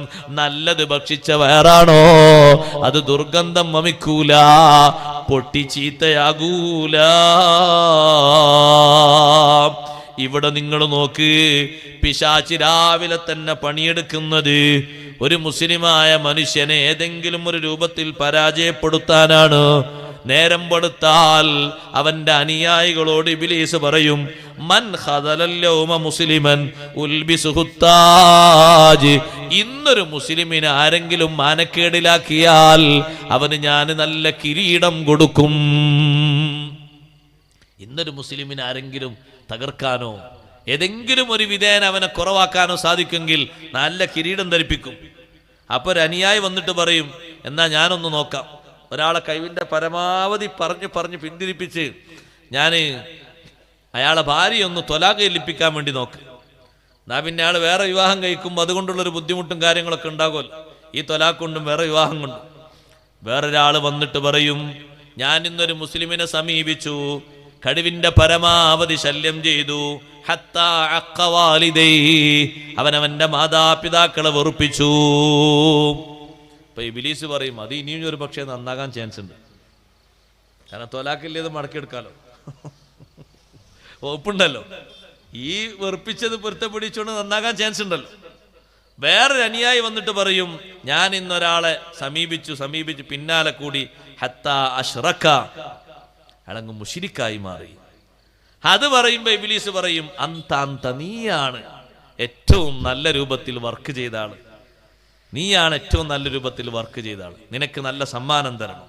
മറ്റൊരാൾ വന്നിട്ട് പറയും, ഞാൻ ഒരാളെങ്ങനെ സമീപിച്ചു, അങ്ങനെ ലം അസൽ ബിഹി ഹത്താ ഖതല നഫ്സൻ, അയാൾ മറ്റൊരു മൂമിനായ മനുഷ്യനെ കൊന്നുകളഞ്ഞു. നീ വാ, അന്ത നീയ, നിങ്ങൾക്ക് രണ്ടുപേർക്കും കിരീടം തരാം. അവന്റെ അനുയായികളെ വിവിധ ഭാഗത്തേക്ക് വിട്ടിട്ട് ഉള്ള സ്വഭാവമാണ്. ഒരു മൂമിനായ മനുഷ്യനങ്ങോട്ട് കൊന്നിട്ടേ ഇവിടെ ഒരുപാട് ആ കൊന്നത് കൊണ്ട് വലിയ നേട്ടമൊക്കെ ആഗ്രഹിച്ച് അങ്ങനെ നടന്ന് നമ്മളെ തണ്ടാണ്, നമ്മളെ ധീരത, നമ്മളെ ഊക്കാന്നൊക്കെ പറയില്ലേ, ചെയ്യണ കാര്യങ്ങളൊന്നും അല്ലാഹു സ്വീകരിക്കൂല. മൻ ഖതല മുഅ്മിനൻ ഫഗ്തബത ബിഖത്ലിഹി, കൊന്നൂന്നല്ല, കൊന്നിട്ടതിന്റെ നേട്ടവും പ്രഖ്യാപിച്ചു. അങ്ങനെ നല്ല ഉശിരോടെ നടക്കുകയാണെങ്കിൽ ലം യഖ്ബലില്ലാഹു മിൻഹു സർഫൻ വലാ അദ്ലാ, ഒരു ഫർളും ഒരു സുന്നത്തും അവനിൽ നിന്ന് അല്ലാഹു സ്വീകരിക്കൂല. ഇത്രയും വലിയ വൻകുറ്റം ചെയ്തിട്ട് പിന്നെയും അവന് ആ വൻകുറ്റത്തിന്റെ വിഷയത്തിൽ അവന് സന്തോഷമാണ്, താല്പര്യമാണ്. ആ താല്പര്യമാണ് അവൻ പ്രകടിപ്പിക്കുന്നത്. സുബ്ഹാനല്ലാഹ്. അതുകൊണ്ട് സഹോദരന്മാരെ, ഗളബ് കുറക്കണം. ദേഷ്യം പിടിക്കേണ്ട ഘട്ടങ്ങളിൽ ദേഷ്യം പിടിക്കണം. ഷാഫി ഇമാം റളിയല്ലാഹു അൻഹു പറഞ്ഞില്ലേ, മനിസ്തുഗ്ളിബ ഫലം യഗ്ളബ് ഫഹുവ ഹിമാർ. ദേഷ്യം പിടിക്കേണ്ട ഘട്ടം വന്ന് ദേഷ്യം പിടിക്കാത്തവൻ ഹിമാറാണ്. അവൻ ആ പേരാ വിളിക്കാൻ പറ്റിയ ഹിമാർ. ഏതെങ്കിലും ദേഷ്യപ്പെടേണ്ട ഒരു ഘട്ടമാണ്, അവിടെ ദേഷ്യപ്പെടണം. അതും എന്തിന്? ലില്ലാഹി ലിവജ്ഹില്ലാഹി, അല്ലാഹുവിന്റെ പൊരുത്തത്തിന് വേണ്ടി. ഒരു പക പോക്കാൻ, പക തീർക്കാനുള്ളൊരു ദേഷ്യമാകരുത് നമ്മുടെ കുടുംബത്തോടും കൂട്ടുകാരോടും സ്വന്തത്തോടും മറ്റൊക്കെ. നമ്മുടെ സ്വന്തത്തോട് ഏതെങ്കിലും നന്മ മുടങ്ങിയാൽ നമുക്ക് ദേഷ്യം തോന്നുന്നുണ്ടോ? ഖൈറാണ്. അതൊരു പക്ഷേ തോന്നാൻ സാധ്യത കുറവായിരിക്കും. എന്തെങ്കിലും ഒരു തിന്മയിലേക്ക് നമ്മുടെ ശരീരം നമ്മളെ കൊണ്ടുപോയി ആ ശരീരത്തോട് വെറുപ്പും ദേഷ്യമൊക്കെ ഉണ്ടോ? നല്ലതാണ്. മറ്റുള്ളവരോടുള്ള ദേഷ്യത്തിന് അതിനൊരു പരിധിയും പരിമിതിയും ഉണ്ട്.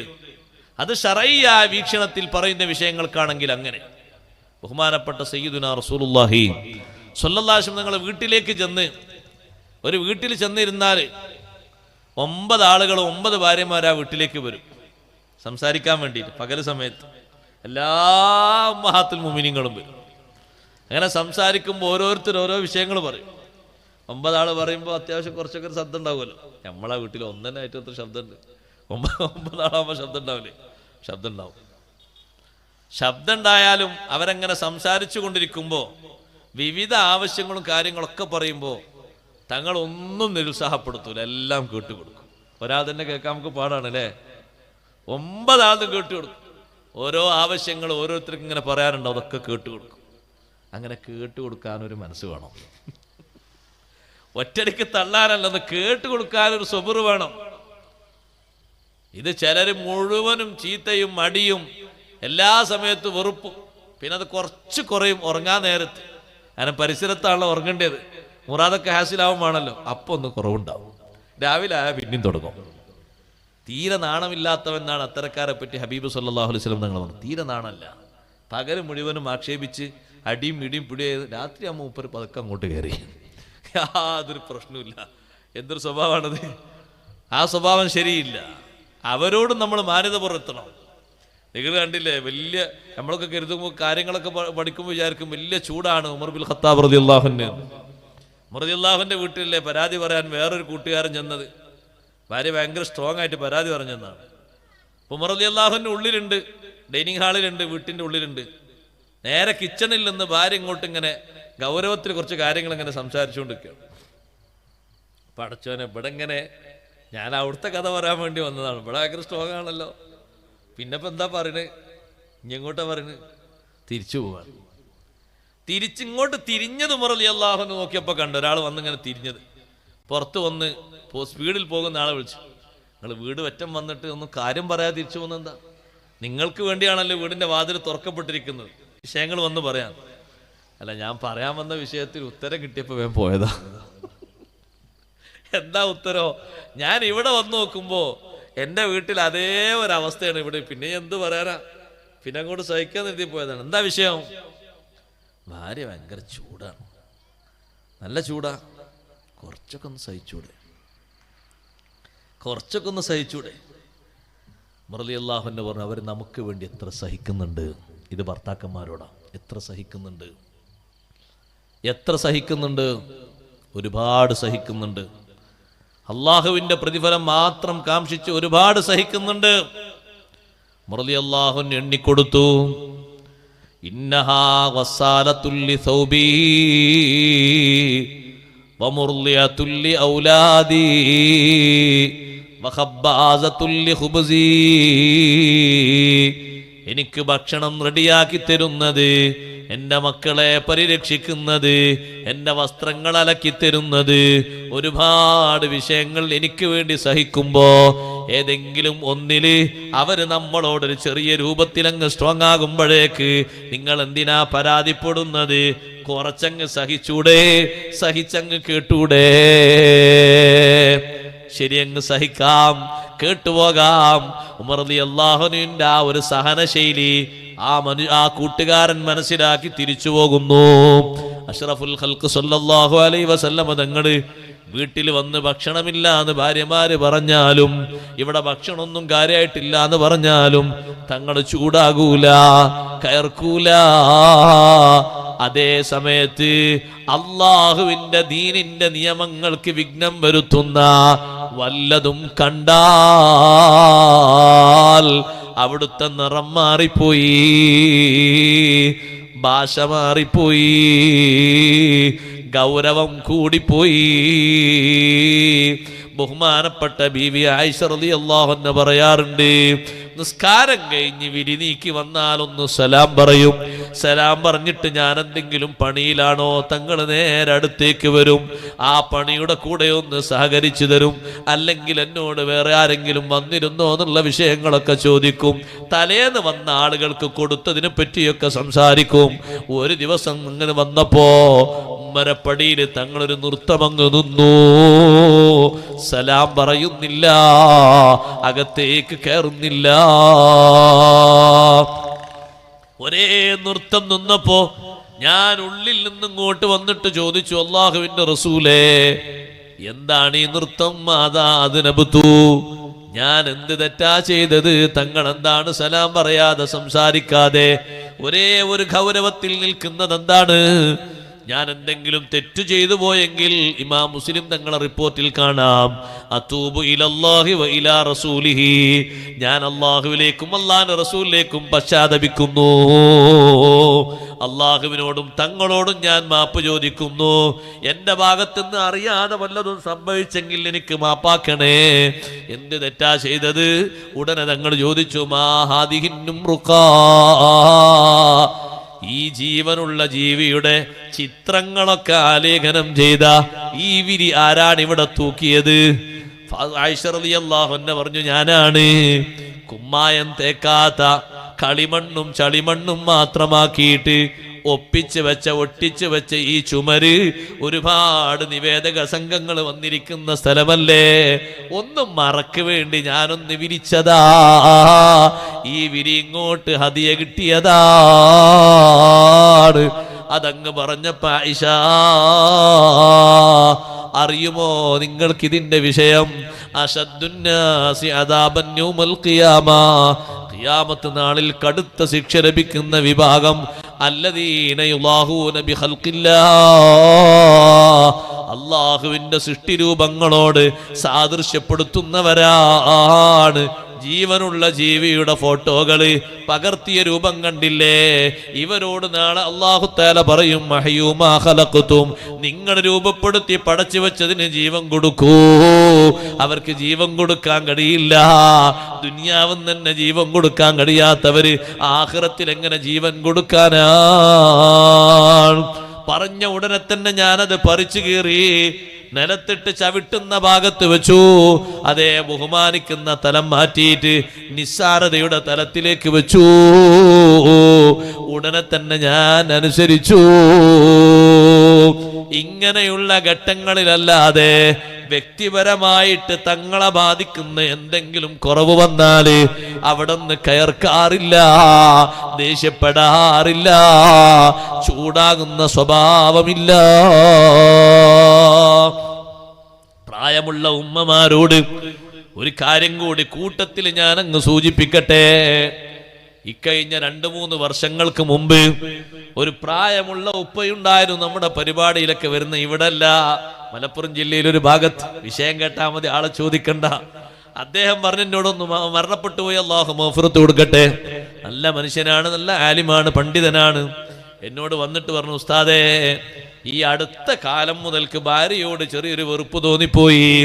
എന്റെ ശബ്ദം ശ്രവിക്കുന്ന ഉമ്മമാര് ശരിക്ക് ശ്രദ്ധിക്കാനാ ഞാനിത് പറയുന്നത്. എന്തേ ഭാര്യയോട് വെറുപ്പ് തോന്നാൻ കാരണം? ഇതുവരെ വെറുപ്പുണ്ടോ? ഇല്ല, അടുത്ത കാലം മുതൽക്ക് വന്ന വെറുപ്പാണ്. എന്തേന്ന് ചോദിച്ചപ്പോ അദ്ദേഹം പറഞ്ഞു, ഉസ്താദേ, എനിക്കൊരു 60-62 വയസ്സായി. പക്ഷേ ഞാനൊരു ആണാണ്, ഞാനൊരു പുരുഷനാണ്, ആരോഗ്യവാനാണ്.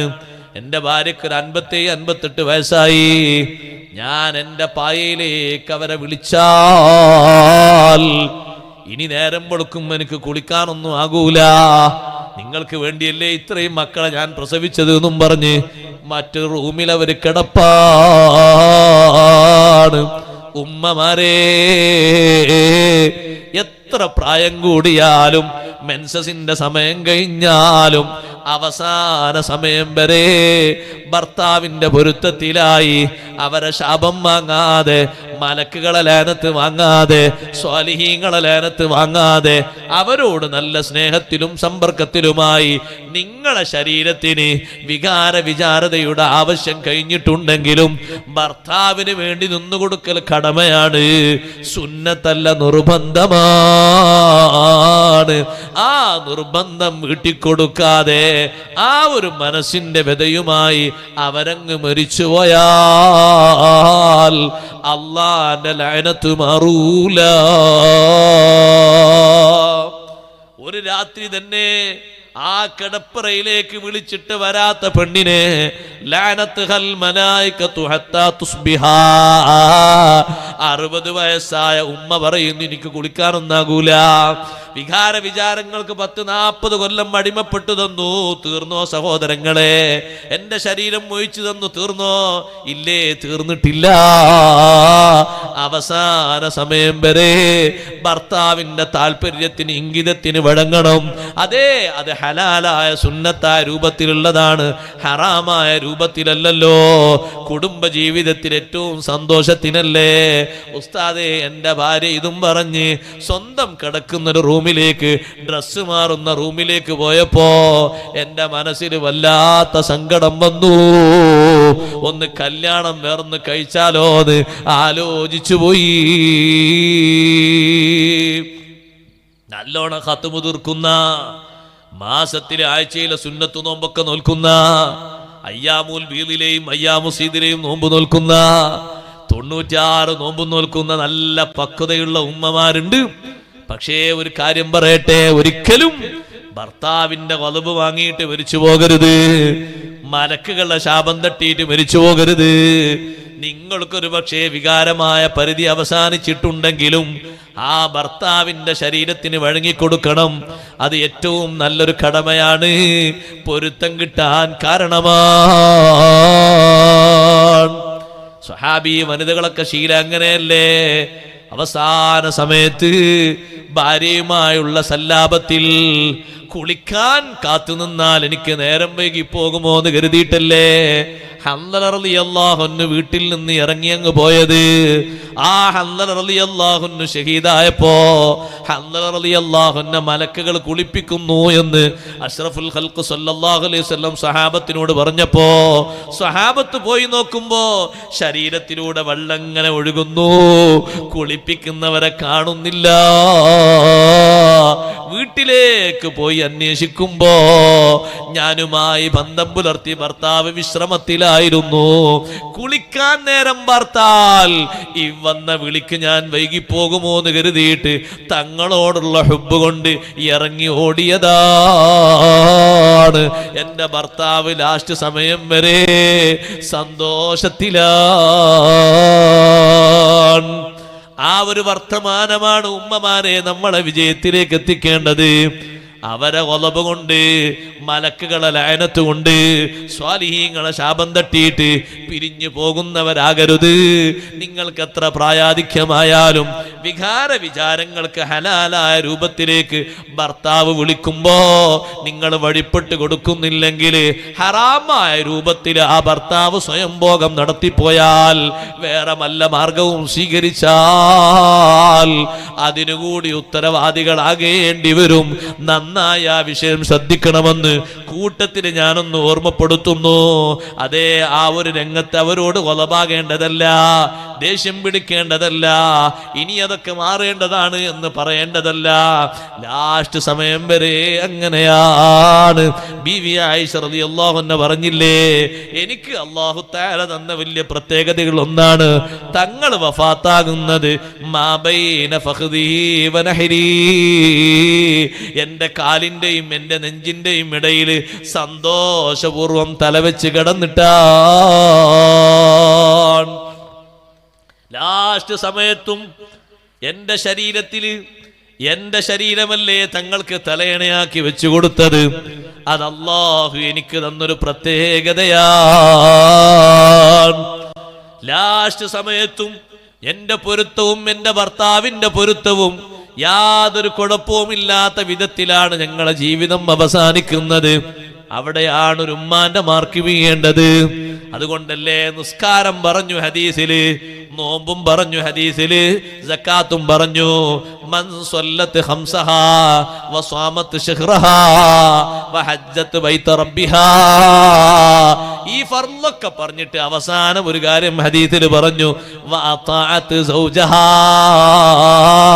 തന്റെ ഇണക്ക് അനുസരിക്കുകയും ചെയ്താൽ ദഖലത്ത് ബൈത റബ്ബിഹാ, സ്വർഗത്തിൽ പ്രവേശിച്ചു.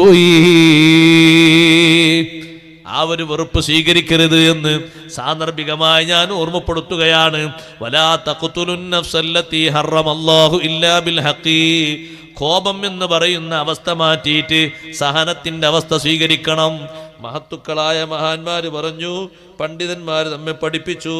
അതേ മഹത്തുക്കളായ ഒരുപാട് മഹാന്മാര് പറഞ്ഞു, 4 ദുസ്വഭാവങ്ങള് 4 ആളുകളിൽ വലിയ ദുസ്വഭാവമാണ്. 4 ആളുകളിൽ 4 ദുസ്വഭാവങ്ങൾ ഏറ്റവും നീചമായ സ്വഭാവമാണ്. മറ്റുള്ളവരിൽ ആ ദുസ്വഭാവങ്ങൾ ഉണ്ടാകുന്നതിനേക്കാൾ ഈ പറയുന്ന 4 ആളുകൾക്ക് ആ ദുസ്വഭാവം തീരെ ചേർന്നതല്ല. അതിലൊന്ന് അൽ ബുഖ്ലു ഫിൽ മുലൂക്ക്, രാജാക്കന്മാരിലുള്ള ബുഖ്ല്. രാജാവാകുമ്പോ ബുഖ്ല് പാടില്ല. അല്ലാഹു തആലയാണ് അധികാരം കൊടുത്തത്. ആ അധികാരത്തിനനുസരിച്ച് നല്ലോണം ചെലവ് ചെയ്യണം. വലിയ ഖലീഫയായ ബഹുമാനപ്പെട്ട ഉസ്മാൻ ഇബ്നു അഫ്ഫാൻ റളിയല്ലാഹു തആല അൻഹു, സാധുക്കളായ ആളുകൾ വരുമ്പോ, മിസ്കീന്മാര് വരുമ്പോ ബൈത്തുൽ മാലിൽ നിന്നൊരു വിഹിതം കൊടുക്കുന്നതിനോടൊപ്പം സ്വന്തം സമ്പത്തിൽ നിന്നൊരു വിഹിതവും കൂടി കൊടുക്കുമായിരുന്നു. പിശുക്ക് തീരെയില്ല, തീരെ പിശുക്കില്ല. ഉമർ ബിൻ അബ്ദുൽ അസീസ് റളിയല്ലാഹു അൻഹു ജനങ്ങൾക്ക് ഔദാര്യം ചെയ്യാൻ വേണ്ടി സ്വന്തം വാഹനമടക്കം വിറ്റ മഹാനാണ് ഉമർ ബിൻ അബ്ദുൽ അസീസ് റളിയല്ലാഹു അൻഹു. ഞാൻ ആ ചരിത്രത്തിലേക്ക് നീണ്ടു പ്രവേശിക്കുന്നില്ല. രാജാക്കന്മാർക്ക് തീരെ യോജിക്കാത്തതാണ്, ഭരണാധികാരികൾക്ക് തീരെ യോജിക്കാത്തതാണ് ബുഖൽ എന്ന് പറയുന്നത്, പിശുക്ക്. അവരുടെ കയ്യിൽ ഒരുപാട് സ്വാധീനങ്ങൾ, ആസ്തികളുണ്ട്. അതൊക്കെ ആളുകളുടെ കാരുണ്യ പ്രവർത്തനങ്ങൾ കൊടുക്കേണ്ടതാണ്. വൽ കദിബു ഫിൽ ഖുലാത്ത്, പിന്നെ യോജിക്കാത്ത ഒന്നാണ് ജഡ്ജിമാരിലുള്ള നുണ പറയല്. ജഡ്ജിയാകുമ്പോ നീതിമാനാകണം. ആർക്കെങ്കിലും അനുസരിച്ച് ഒപ്പിച്ച് വിധി പറയുന്ന ആളാകരുത്. ഏതെങ്കിലും പണത്തിന് വഴങ്ങിയിട്ട് നുണ പറയുന്ന ആളാകരുത്. നീതിയോടെ സത്യത്തോടെ വർത്തിക്കുന്ന ആളാകണം. ജഡ്ജിമാരാണോ അവരിൽ കദിബ് വളരെ മോശമാണ്. ആർക്കും കദിബ് പറ്റൂല. പക്ഷേ ഇവരെ സംബന്ധിച്ച് ചിന്തിച്ചു നോക്കുമ്പോ ഇത് വളരെ നികൃഷ്ടമാണ്, വളരെ നീചമാണ്. വൽ ഹിദ്ദത്തു ഫിൽ ഉലമാ, പണ്ഡിതന്മാരാണോ കടുത്ത ദേഷ്യം, ക്രോധം അവരോട് ചേർന്നതല്ല. സഹനത്തിന്റെ ശൈലിയാണ്, ശീലമാണ് വേണ്ടത്. അതുകൊണ്ടല്ലേ ഏറ്റവും വലിയ പണ്ഡിതൻ, ഏറ്റവും വലിയ ആലിമ് ലോകത്താരാണ്? മുഹമ്മദുർ റസൂലുള്ളാഹി സ്വല്ലല്ലാഹു അലൈഹി വസല്ലം തങ്ങളാണ്. തർക്കമില്ല വിഷയത്തില്. ഇന്ന അക്രമക്കും ഇൻദല്ലാഹി അത്ഖാക്കും, നിങ്ങളിൽ ഏറ്റവും ആദരവുള്ളത് ആർക്കാണ്? അത്ഖാക്കും, ഏറ്റവും വലിയ മുത്തഖിയായ മഹാൻ അഥവാ ഹബീബ് റസൂലുള്ളാഹി സ്വല്ലല്ലാഹു അലൈഹി വസല്ലം തങ്ങളാണ്. ആ തങ്ങൾ സ്വഹാബത്തിന് ക്ലാസ് എടുത്തുകൊണ്ടിരിക്കുമ്പോഴാണ് മദീനത്തെ പള്ളിയുടെ ഉള്ളില്, പള്ളിയായ സ്ഥലത്ത് വന്നൊരാൾ മൂത്രമൊഴിച്ചത്. മൂത്രമൊഴിച്ചപ്പോൾ സ്വഹാബത്ത് പിടിച്ചു മാറ്റാൻ പോയി. തങ്ങൾ സമ്മതിച്ചില്ല. പിടിച്ചു മാറ്റിയ എല്ലായിടത്തും ഒരുപോലെ ആവൂലേ? മറ്റേ മൂത്രമൊഴിക്കുന്നിടത്ത് മാത്രമല്ലേ ആകുള്ളൂ. മൂത്രമൊഴിച്ച് കഴിഞ്ഞ് അവിടെ ബക്കറ്റിൽ വെള്ളം ഒഴിക്കാൻ വേണ്ടി പറഞ്ഞു. എന്നിട്ട് ആ മൂത്രമൊഴിച്ച ആളെ നബി സല്ലല്ലാഹു അലൈഹി വസല്ലം വിളിച്ചിട്ട് അദ്ദേഹം പറയാണ്, വിളിച്ചിട്ടുള്ള ഈ സാമീപ്യത്തെ പറ്റി എത്ര ദേഷ്യം വരുന്നവരെ നിങ്ങൾ. എവിടെ മൂത്രയിക്കുന്നത്? പള്ളിയിൽ. അതും ഏത് പള്ളിയാ? മദീനത്തെ പള്ളി. ലോകത്ത് 2ാം സ്ഥാനമുള്ള പള്ളിയാണ് മദീനത്തെ പള്ളി. ചെറിയ സ്ഥാനമാ, ചെറിയ ബഹുമാനമാ. ആ പള്ളിയുടെ ഫൗണ്ടേഷന് വേണ്ടി തോളിൽ കല്ല് ചുമന്ന നേതാവാണ് ഹബീബ് റസൂലുള്ളാഹി സ്വല്ലല്ലാഹു അലൈഹി വസല്ലം. തങ്ങൾ തോളിൽ കല്ല് ചുമന്നിട്ട് തറകെട്ടി ഉണ്ടാക്കിയ പള്ളിയാണ് മദീനത്തെ പള്ളി. കീശയിൽ നിന്ന് കാശ് കൊടുത്തിട്ട് വാങ്ങിയതാണ് ആ പള്ളിൻ്റെ സ്ഥലം. കുടുംബക്കാരായ ബനു നജ്ജാർകാർ പറഞ്ഞു, ഞങ്ങൾ സൗജന്യമായിട്ട് തരാം. വേണ്ട, സാമിനൂനി ഹൈതക്കും യാ ബനു നജ്ജാർ, ബനു നജ്ജാർ ഗോത്രക്കാരെ നിങ്ങളെ പറമ്പിന് വില പറയണം, നല്ല വില പറയണം. വിലക്ക് ഞാൻ നിങ്ങൾക്ക് കച്ചവടത്തിന് നിൽക്കാം. അങ്ങനെ വില കൊടുത്തിട്ട് നബി സല്ലല്ലാഹു അലൈഹി വസല്ലം നിങ്ങൾ വാങ്ങി. സ്വഹാബത്തൊക്കെ തങ്ങൾ കല്ല് വെച്ച് വരുമ്പോൾ ആ കല്ല് ഞങ്ങൾ എടുത്തോളാന്ന് പറഞ്ഞു. അപ്പൊ സ്വഹാബത്തിനോട് പറഞ്ഞു, നിങ്ങൾ എന്നെപ്പോലെ അള്ളാഹുവിലേക്ക് ആവശ്യമുള്ള ആൾക്കാരല്ല, നിങ്ങൾ വേറെ കല്ലെടുത്തോളൂ, ഞാൻ ഈ കല്ല് കൊണ്ടുപോകാം. അപ്പൊ സ്വഹാബത്ത് പറഞ്ഞു, ലഇൻ ഖഅദ്നാ വന്നബിയ്യു യഅമലൂ, തങ്ങൾ പണിയെടുത്തുകൊണ്ടിരിക്കെ നമ്മളൊക്കെ വിശ്രമിച്ചാൽ നമ്മൾ മോശക്കാരാണ്, വഴിതെറ്റിയവരാണ്. 1 മിനിറ്റും വിശ്രമിക്കാതെ കല്ലെടുക്കണമെന്ന് പാട്ടും പാടിയിട്ട് കല്ലെടുക്കാൻ വേണ്ടി എല്ലാവരും ഇറങ്ങി. ആ പള്ളിയിൽ വന്നിട്ടാണ് ഒരാൾ മൂത്രമൊഴിക്കുന്നത്. മൂത്രമൊഴിച്ച ആളെ അടുത്തേക്ക് തങ്ങൾ വിളിക്കുന്നു ഉപദേശിക്കാൻ. ഈ ഉപദേശത്തെ പറ്റി ഉപദേശം കിട്ടിയ ആള് പറയുന്നു, മാ റഅയ്തു അഹ്സന ഖത്തു മുഅല്ലിമൻ, ഇതുപോലെ നല്ലൊരു മുഅല്ലിമിനെ ഇതിനു മുമ്പും ഞാൻ കണ്ടിട്ടില്ല, വലാ ബഅദഹു, ശേഷവും കണ്ടിട്ടില്ല. ഫവല്ലാഹി മാ കഹറനി വലാ ശതമനി വലാ ളറബനി, എന്നോട് മുഖം ചുളിച്ചില്ല, എന്നെ അടിച്ചില്ല, ചീത്ത പറഞ്ഞില്ല. എന്നോട് പറഞ്ഞു, ഇന്ന ഹാദിഹിൽ മസാജിദ ലാ തസ്ലഹു ലിശൈഇൻ മിൻ ഹാദിഹി, ഈ പള്ളി ഇതുപോലത്തെ സംഗതിക്കൊന്നും യോജിച്ചതല്ല. ഇന്നമാ ഹിയ ലിദിക്രില്ലാഹി വസ്സലവാതി വഖിറാഅത്തിൽ ഖുർആൻ, പള്ളി ദിക്ർ ചൊല്ലാനും നിസ്കരിക്കാനും ഖുർആൻ ഓതാനും മറ്റു സുഹൃതങ്ങൾക്കൊക്കെ ഉള്ളതാണ്. ഈ പണി ഇനി പള്ളിയിൽ പറ്റൂല. എന്തൊരു നല്ല ഉപദേശം! പണ്ഡിതന്മാരെ കണ്ടില്ല നിങ്ങൾ? വലിയ വലിയ പണ്ഡിതന്മാർ, എന്തൊരു സഹനമാണ് അവർക്ക്. വന്യരായ ശൈഖുനാ സുൽത്താൻ ഉലമ ഇന്നലെ നമ്മളെ മജ്ലിസിൽ വന്ന്, അല്ലാഹു ആഫിയത്തുള്ള ദീർഘായുസ്സ് കൊടുക്കട്ടെ. എത്ര ആൾ ചീത്ത പറഞ്ഞാലും ഉസ്താദ് ചിരിക്കും. സാരല്ലോ എന്ന് പറയും. ഉസ്താദിന് സഹിക്കാത്ത ഒരു ചീത്തയാണ് മർക്കസിനെ പറ്റി മറ്റും പറയുമ്പോൾ. അത്രയും കഠിനാധ്വാനം ചെയ്തതാണല്ലോ. എത്ര കഷ്ടപ്പാടുകളും എത്ര വേദനകളും സഹിച്ചിട്ടുണ്ട്, എത്ര തരം തടസ്സങ്ങളൊക്കെ നീങ്ങിയിട്ടുണ്ട്, എത്ര പ്രയാസങ്ങൾ സഹിച്ചിട്ടുണ്ട്. ആ ഒരു കാലഘട്ടത്തിൽ അത്ര പ്രയാസം സഹിച്ചുണ്ടാക്കിയൊരു സ്ഥാപനവും നമ്മുടെ നാട്ടിലില്ല. വലിയ ബറക്കത്തുള്ള സ്ഥാപനം. ഒരുപാട് മഹാന്മാരവിടെ വന്ന് ദർസ് നടത്തി. ബഹുമാനപ്പെട്ട ശംസുൽ ഉലമ, അള്ളാഹു ദർജയേറ്റി കൊടുക്കട്ടെ, അവർക്കൊരു റൂമുണ്ടായിരുന്നു. ഇപ്പം അടുത്ത കാലത്താണ് ആ റൂം മാറ്റി പള്ളി വിശാലമാക്കിയത്. പള്ളിൻ്റെ മുകളിൽ അവിടെ ക്ലാസ്സിന് തഖസ്സുസ് ഉദ്ഘാടനത്തിന് അവരൊക്കെ സംബന്ധിച്ചിട്ടുണ്ട്.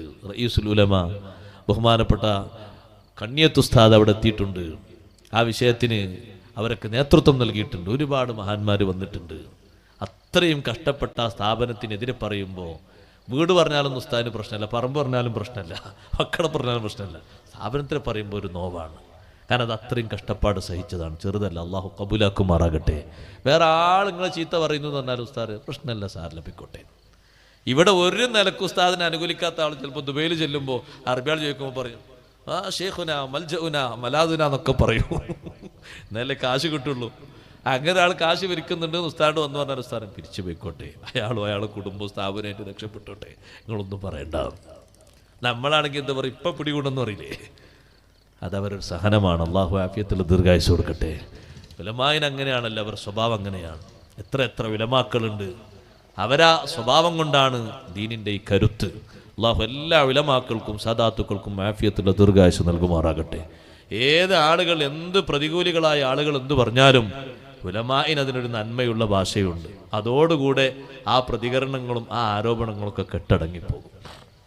നമ്മൾ ഇന്ന് വരെ കാണുന്ന രൂപം അങ്ങനെയാണ്. നാലാമത്തെ ഒന്ന് വൽ വിഖാഹത്തു ഫിൻ നിസാ, സ്ത്രീകളിൽ ഒരു നിലക്കും ചേരാത്ത ഒരു സ്വഭാവമാണ് വിഖാഹത്ത്. വിഖാഹത്ത് എന്ന് പറഞ്ഞാൽ ഖില്ലത്തുൽ ഹയാ, നാണം കുറഞ്ഞു പോകുക. സ്ത്രീ ആകുമ്പോൾ നല്ല നാണം വേണം, ഹയാ എല്ലാവർക്കും വേണം. പക്ഷെ ഹയാ തീരെ കുറയാൻ പാടില്ലാത്ത ആളുകൾ ആരാ? സഹോദരിമാരാണ്. എന്തൊരു ഹയാ ആണെന്നറിയോ? അൻസാരി പെണ്ണുങ്ങളെ ഹയാ ബഹുമാനപ്പെട്ട ആയിഷ ബീവി റളിയല്ലാഹു അൻഹ പറഞ്ഞു, വല്ലാത്ത ഹയാ ആണ്. നിഅമൻ നിസാഉ നിസാഉൽ അൻസാർ, അൻസാരികളെ പെണ്ണുങ്ങൾ, അൻസാരികളായ സ്വഹാബത്തിന്റെ പെണ്ണുങ്ങൾ വല്ലാത്തൊരു പെണ്ണുങ്ങൾ തന്നെ, വല്ലാത്ത മഹത്തുള്ളവർ തന്നെ. എന്ത് ഹയാ ആണ് അവർക്ക്! ഒരായത്തൊരു വിഷയത്തിൽ ഇറങ്ങിയാൽ അത് അപ്പം തന്നെ അമൽ ചെയ്യും, നാളേക്ക് കാത്തുക്കൂല. ആയിഷ ബീവി റളിയല്ലാഹു അൻഹ പറയുന്നുണ്ട്,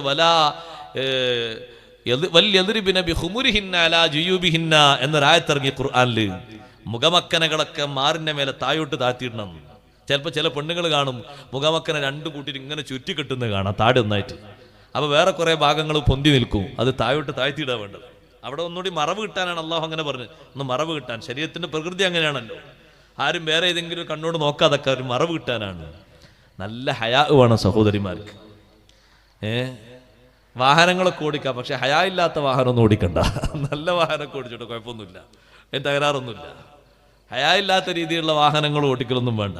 നല്ല ഹയാവോട് ജീവിക്കണം. വേറൊരാളോട് സംസാരിക്കുമ്പോൾ അവിടെ ഒരു ഹയാ വേണം. അൻസാരി പെണ്ണുങ്ങൾ ഈ ആയത്തിറങ്ങിയപ്പോൾ പുറത്തിറങ്ങാൻ പേടിച്ചു പോയിന്നാ. കാരണം അവരെ തട്ടൊക്കെ ചെറുതായിരുന്നു. തട്ടത്തിന് വലുപ്പം കൂട്ടാൻ അപ്പുറത്തുനിന്നും ഇപ്പുറത്തുനിന്നും തട്ടം വാങ്ങിയിട്ട് തുന്നിക്കൊടുക്കും. കാരണം തായോട്ട് വലുപ്പമല്ല, ഇവിടെ മാത്രം മറയുന്ന തട്ടായിരുന്നു. ഖുർആൻ എന്ത് പറഞ്ഞു? മുഖമക്കനകളൊക്കെ തായോട്ട് മാറിലേക്ക് താഴ്ത്തിയിടണം. പടച്ചോനെ, ഞങ്ങളെ തട്ടങ്ങൾക്ക് വലുപ്പമല്ലല്ലോ, പുറത്തൊന്നും പോകണല്ലോ, ആ തട്ടൊന്നും കൂടി തരി, എന്നിട്ട് ഇവിടെ തുന്നിക്കൂട്ടും. മറ്റേ തട്ടം വാങ്ങി ഇവിടെയും തുന്നിക്കൂട്ടും, മാറൊന്ന് മറക്കാൻ. നല്ല ഹയാ ഉള്ള സഹോദരിമാർ ഇപ്പോഴും അങ്ങനെ. ഹയാ കുറവുള്ളവർക്ക് അങ്ങനത്തെ തട്ടം കൊണ്ടു കൊടുത്താൽ അവർ പറയും, ഞാൻ ഉമ്മാമൊന്നായിട്ടില്ല എന്ന് പറയും. ഉടനെ പറയും, ഞാൻ ഉമ്മാമൊന്നായിട്ടില്ല, എനിക്ക് ആകെ 1-2 കുട്ടികളായിട്ടുള്ളൂ, നിങ്ങൾ എന്തിനാ ഇമ്മ അതിന് തട്ടം വാങ്ങി കൊടുക്കുന്നത്, വലിയമാക്കുള്ള തട്ടാണെന്ന് പറയും. പക്ഷേ നല്ല ഹയാ ഉണ്ടോ, നല്ല മറ സ്വീകരിക്കും, ജീവിതത്തിന് നല്ല സൗന്ദര്യം ഉണ്ടാകും, സമ്പർക്കത്തിന് നല്ല സുഖം ഉണ്ടാകും, വിവാഹബന്ധത്തിന് നല്ല ബർക്കത്തുണ്ടാകും. ഹയാ കുറഞ്ഞാൽ എല്ലാ ലെവലിലും കുറവുണ്ടാകും, എല്ലാ ലെവലിലും ബർക്കത്തിന്റെയും കുറവുണ്ടാകും. ഹയാ തീരെ കുറയാൻ പാടില്ല സഹോദരിമാർക്ക്. എല്ലാവർക്കും ഹയാ വേണം. പുരുഷന്മാർക്ക് ഹയാ വേണം. പെൺകുട്ടികളോട് ഞാൻ പറയട്ടെ, വിവാഹപ്രായമെത്തിയവരോടും വിവാഹം കഴിച്ചവരോടും കഴിക്കാനുള്ളവരോടും, ഭർത്താവിൻ്റെ കൂടെ നിങ്ങൾ വാഹനത്തിൽ സഞ്ചരിച്ചോളൂ. പക്ഷേ വാഹനത്തിൻ്റെ മേലെ അവരോട് ഇങ്ങനെ സംസാരിച്ചിട്ട് ഇടക്കിടക്ക് ഓരോ ചുംബനൊക്കെ നടത്തി പോകുമ്പോൾ ഹയാ വല്ലാതെ കുറഞ്ഞു പോകുന്നുണ്ട്. ഇടക്കിടക്ക് ആ രൂപത്തിലുള്ളൊരു സംസാരവും ആ രൂപത്തിലുള്ളൊരു പിടുത്തമല്ലേ, അതിനൊക്കെ ഒരു ഹയായിൻ്റെ വല്ലാതെ കുറവുണ്ട്. കാരണം ആളുകൾ കാണുമ്പോൾ മനസ്സിനൊരു വല്ലാത്തൊരു വെറുപ്പാണത്. നിയമം നോക്കുന്ന സമയത്തൊരു പക്ഷേ ഹറാമാണെന്നും പറയാത്ത രൂപത്തിലാണെങ്കിലും സത്യത്തിൽ ഹയായിന് മാന്യതക്കൊരു കുറവാണ്. ഒരു ഉസ്താദ്, നിങ്ങൾ നോക്ക്, ഒരു ഉസ്താദ് അങ്ങാടിയിലൂടെ ഇങ്ങനെ നടക്കുന്നു, നല്ല 1-ാം നമ്പർ തലയൊക്കെ കെട്ടിയിട്ടുണ്ട്. ആ ഉസ്താദ് ഒന്ന് മടക്കി കുത്തിയാൽ ആളുകൾ എന്ത് പറയും? എന്താ ഇപ്പം മൊയിലേര് കാട്ടിയത്, മേലെ നല്ല ഉഷാറാക്കി താഴെ ഫുള്ള് ഫോളാക്കിയല്ലോ എന്ന് പറയും. ഇങ്ങനെ നടക്കുന്നത് മേലൊക്കെ ഉഷാറാക്കിയിട്ട് താഴെ ഓപ്പൺ ആക്കിയല്ലോ എന്ന് പറയും. അതൊരു ഹയാന്റെ കുറവല്ലേ? അതേപോലത്തെ വലിയൊരു ഉസ്താദ് ഉറുപ്പിന്റെ കടലിൽ വാങ്ങി അങ്ങാടി കൂടെ ഇങ്ങനെ കുറിച്ച് നടന്നാൽ അതൊരു ഹയാന്റെ കുറവാണ്. കടല വാങ്ങിക്കോട്ടെ, പക്ഷെ വാഹനത്തിൽ കൊണ്ടുപോകുമ്പോൾ അങ്ങനെ തിന്നോട്ടെ, കുഴപ്പമൊന്നുമില്ല. വാഹനത്തിൽ ഇരുന്നിട്ട് അത് പുറത്തിറങ്ങി ഇങ്ങനെ തിന്നുമ്പോൾ വേറെ പ്രശ്നമാണ്. അത് അങ്ങാടിയിൽ വൈകുന്നേരം സാധനം വാങ്ങാൻ പോയ ഒരാൾ ഉറുപ്പിയെ കടൽ വാങ്ങി തിന്നാൽ അതത്ര പ്രശ്നമല്ല. പക്ഷെ അതൊരു ഉസ്താദ് ഒരു വലിയ വലിയൊരു മുദരിസൊക്കെ ആകുമ്പോൾ ആള് സത്യത്തിന് ഹറാമുണ്ടോ? ഹറാമും കാര്യങ്ങളൊന്നും ഇല്ലെങ്കിലും ഒരു ഹയാഇനെതിരാണ്, ഒരു മുറുവത്തിന് കുറവാണ്. ഓരോന്നിനൊരു സ്വഭാവമല്ലേ. ഈ പുഴയിലും തോട്ടിലൊക്കെ കുളിക്കുന്നത് നീന്താനൊക്കെ നല്ല സുഖമാണ്. പക്ഷെ കുളിച്ചിട്ട് അങ്ങനെ തന്നെ നിന്ന് തോത്താന്ന് പറഞ്ഞാൽ വല്ലാത്ത ഹയാഇന്റെ കുറവാണ്. ചിലരുണ്ടാകും തോർത്തുന്നതിൻ്റെ ഉള്ളിൽ തന്നെ കഴിച്ചോളാന്നുള്ളത്, അത് തീരെ ഹയാഇനും വല്ലാത്ത കുറവാണ്. അപ്പുറത്ത് സഹോദരന്മാരെങ്ങാനും കുളിക്കടവിൽ കുളിക്കുന്നുണ്ടെങ്കിൽ കാര്യം പറയും വേണ്ട, അത് വലിയ മോശം തന്നെയല്ലേ. അങ്ങനെ ഉണ്ടാകരുത്. വസ്ത്രം നല്ലോണം മറക്കണം, തുണിയൊക്കെ നല്ലോണം എടുക്കണം. ചിലർ തുണിയൊക്കെ എടുക്കും, കുപ്പായിടില്ല, കേടൊന്നുമില്ല. പക്ഷെ കുപ്പായിട്ടില്ലെങ്കിലും ആ പ്രത്യേകമായുള്ള ഒരു ദ്വാരല്ലേ താഴോട്ട്, അത് കാണിക്കരുത്. ആ ഷറഫാക്കപ്പെട്ടത് മറക്കണം. മറക്കണ രൂപയിൽ തുണി എടുക്കണം. കാരണം അത് തുറന്നു കിടന്നാണ് ഹയാന്റെ പറ്റ കുറവാണ്. അങ്ങനെ ഹയാ കുറയാൻ പാടില്ല. തുണിയൊക്കെ എടുത്തിട്ടുണ്ട് ആള്, പക്ഷെ മറ്റേത് ഓപ്പണാ. അത് ഓപ്പൺ ആകുമ്പോൾ ഒരു ഹയാന്റെ കുറവാണ്. കുപ്പായിട്ടില്ല, കുപ്പായിട്ടില്ല വലിയ കുഴപ്പമൊന്നുമില്ല. കുപ്പായിട്ട് അത് പുറത്തേക്കൊന്നും ഇറങ്ങുമ്പോൾ വീട്ടിൻ്റെ ഉള്ളിലും പുറത്ത് മുറ്റത്തൊക്കെ അല്ല കുഴപ്പമൊന്നുമില്ല. പക്ഷെ പുറത്തിറങ്ങുന്ന ആ രൂപത്തിലുള്ള സമയത്തും മറക്കേണ്ട ആ ഭാഗം മറക്കേണ്ടത് തന്നെയാണ്. ശീലിക്കുന്നുണ്ട് ശൈലി അങ്ങനെ തന്നെയാണ്. നമ്മളെ നാട്ടിലുള്ള ഹയായിൻ്റെ ഒരു കുറഞ്ഞ ശൈലിയാണ്. പുറത്തൊന്നും കാണൂല ഈ മടക്കി കുത്തു എന്ന് പറയും. നല്ല സുന്നത്തൊക്കെ എടുത്തിട്ടുണ്ടാവും, പക്ഷെ മടക്കി അങ്ങോട്ട് കുത്തിയിട്ട് അക്സാവായത്ത് വരെ എത്തിയിട്ടുണ്ടാകും ചിലപ്പോൾ. അത് അങ്ങേയറ്റം അതൊരു ഹയായിൻ്റെ കുറവാണ്. അങ്ങനെ ഉണ്ടാകാൻ പാടില്ല, ശ്രദ്ധിക്കേണ്ടതാണ്. അങ്ങനെ മടക്കി കുത്താൻ വേണ്ടി തുണി അങ്ങനെ ഒന്നുകൂടി താഴ്ത്തി എടുക്കുമ്പോൾ ചിലപ്പോൾ ശ്രദ്ധിക്കാതെ പോകുമ്പോൾ തുണി അങ്ങനെ താഴോട്ട് പോകുന്നുണ്ടാവും. കാരണം അത് കുത്തണമെങ്കിൽ കുറച്ച് തുണ വേണമല്ലോ. അപ്പം അതിനനുസരിച്ച് താഴോട്ട് ഇറക്കുമ്പോൾ നിരാണിക്ക് താഴെ പോയിട്ടുണ്ടാകും. ഇപ്പം ഒരു കുത്താൻ പറ്റാത്ത നേരാണ്, അതുകൊണ്ട് താഴത്ത് ഇറക്കിട്ടതാ. പക്ഷെ അതങ്ങനെ അടിച്ചു കൊണ്ടുപോകുന്നുണ്ടാവും. മടക്കി കുത്തലൊരു കുറവുള്ള സംഗതി തന്നെയാണ്. സംഗതി മടക്കി കുത്താതിരിക്കാൻ നല്ലത്. പണിക്കാരെ സംബന്ധിച്ചിടത്തോളം അവർക്ക് അതിന് ഡ്രസ്സ് ഉണ്ടാകും. പഴയ കാലത്ത് കണ്ടില്ല നിങ്ങൾ, ഉപ്പാപ്പന്മാരൊക്കെ വലിയ പരിക്കമുണ്ട്. ആ പരിക്കമുണ്ട് മുട്ടൊക്കെ മറയും, അല്ലെങ്കിൽ അതിനനുസരിച്ചൊരു കള്ളിത്തുണി ഉണ്ടാകും. അത് മുട്ടൊക്കെ മറിയുന്നതാണ്. മുട്ടുംകാലൊക്കെ മറിഞ്ഞ് അതുകൊണ്ട് പണിക്കളത്തിലുണ്ടാകും, പണിസ്ഥലത്ത്. അത് കഴിഞ്ഞാൽ അവർ നല്ല തുണി എടുത്തിട്ട് ഇതുകൊണ്ട് കുളത്തിലൊന്ന് ശരിക്കൊന്ന് വൃത്തിയാക്കിയിട്ട് അതുകൊണ്ടൊന്ന് കുളിച്ച് അതൊന്ന് വൃത്തിയാക്കി നല്ലോണം അലക്കി അതവിടെ ഇടും. അത് പണിക്കുള്ള വസ്ത്രമാണ്. അങ്ങനെ തന്നെ പണിക്കുള്ള നല്ല പാൻറ്റൊക്കെ ധരിച്ചാൽ മതിയല്ലോ, കുഴപ്പമൊന്നുമില്ലല്ലോ, തകരാറൊന്നുമില്ല. അന്യ ആളുകളുടെ വീട്ടിലൊക്കെ പോകുമ്പോൾ, പണിയെടുക്കാൻ പോകുമ്പോൾ ഇങ്ങനെ മടക്കി കുത്താന്ന് പറഞ്ഞാൽ അതൊക്കെ വളരെ ദുസ്വഭാവമാണ്. കാരണം അവിടെ വേറെ കുറേ ആൾക്കാരൊക്കെ ഉണ്ടാകൂലേ, അതിനൊക്കെ നല്ല മറയുള്ള പാൻറ്റും മറ്റൊക്കെ ധരിക്കാൻ നല്ലത്, നല്ല ഏർപ്പാടാണ്.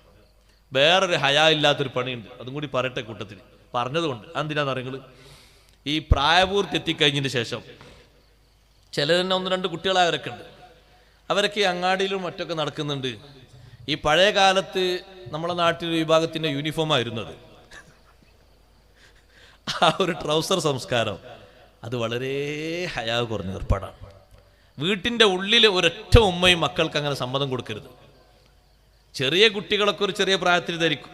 നന്ന ചെറുപ്പത്തിൽ ഒരു 3-4 വയസ്സ് അപ്പം തന്നെ കുട്ടികൾ പറയും, 5ആവുമ്പോൾ തന്നെ എനിക്ക് പാൻറ് വേണം മറ്റേ വേണ്ടെന്നൊക്കെ പറയും, കുട്ടികൾ തന്നെ പറയും.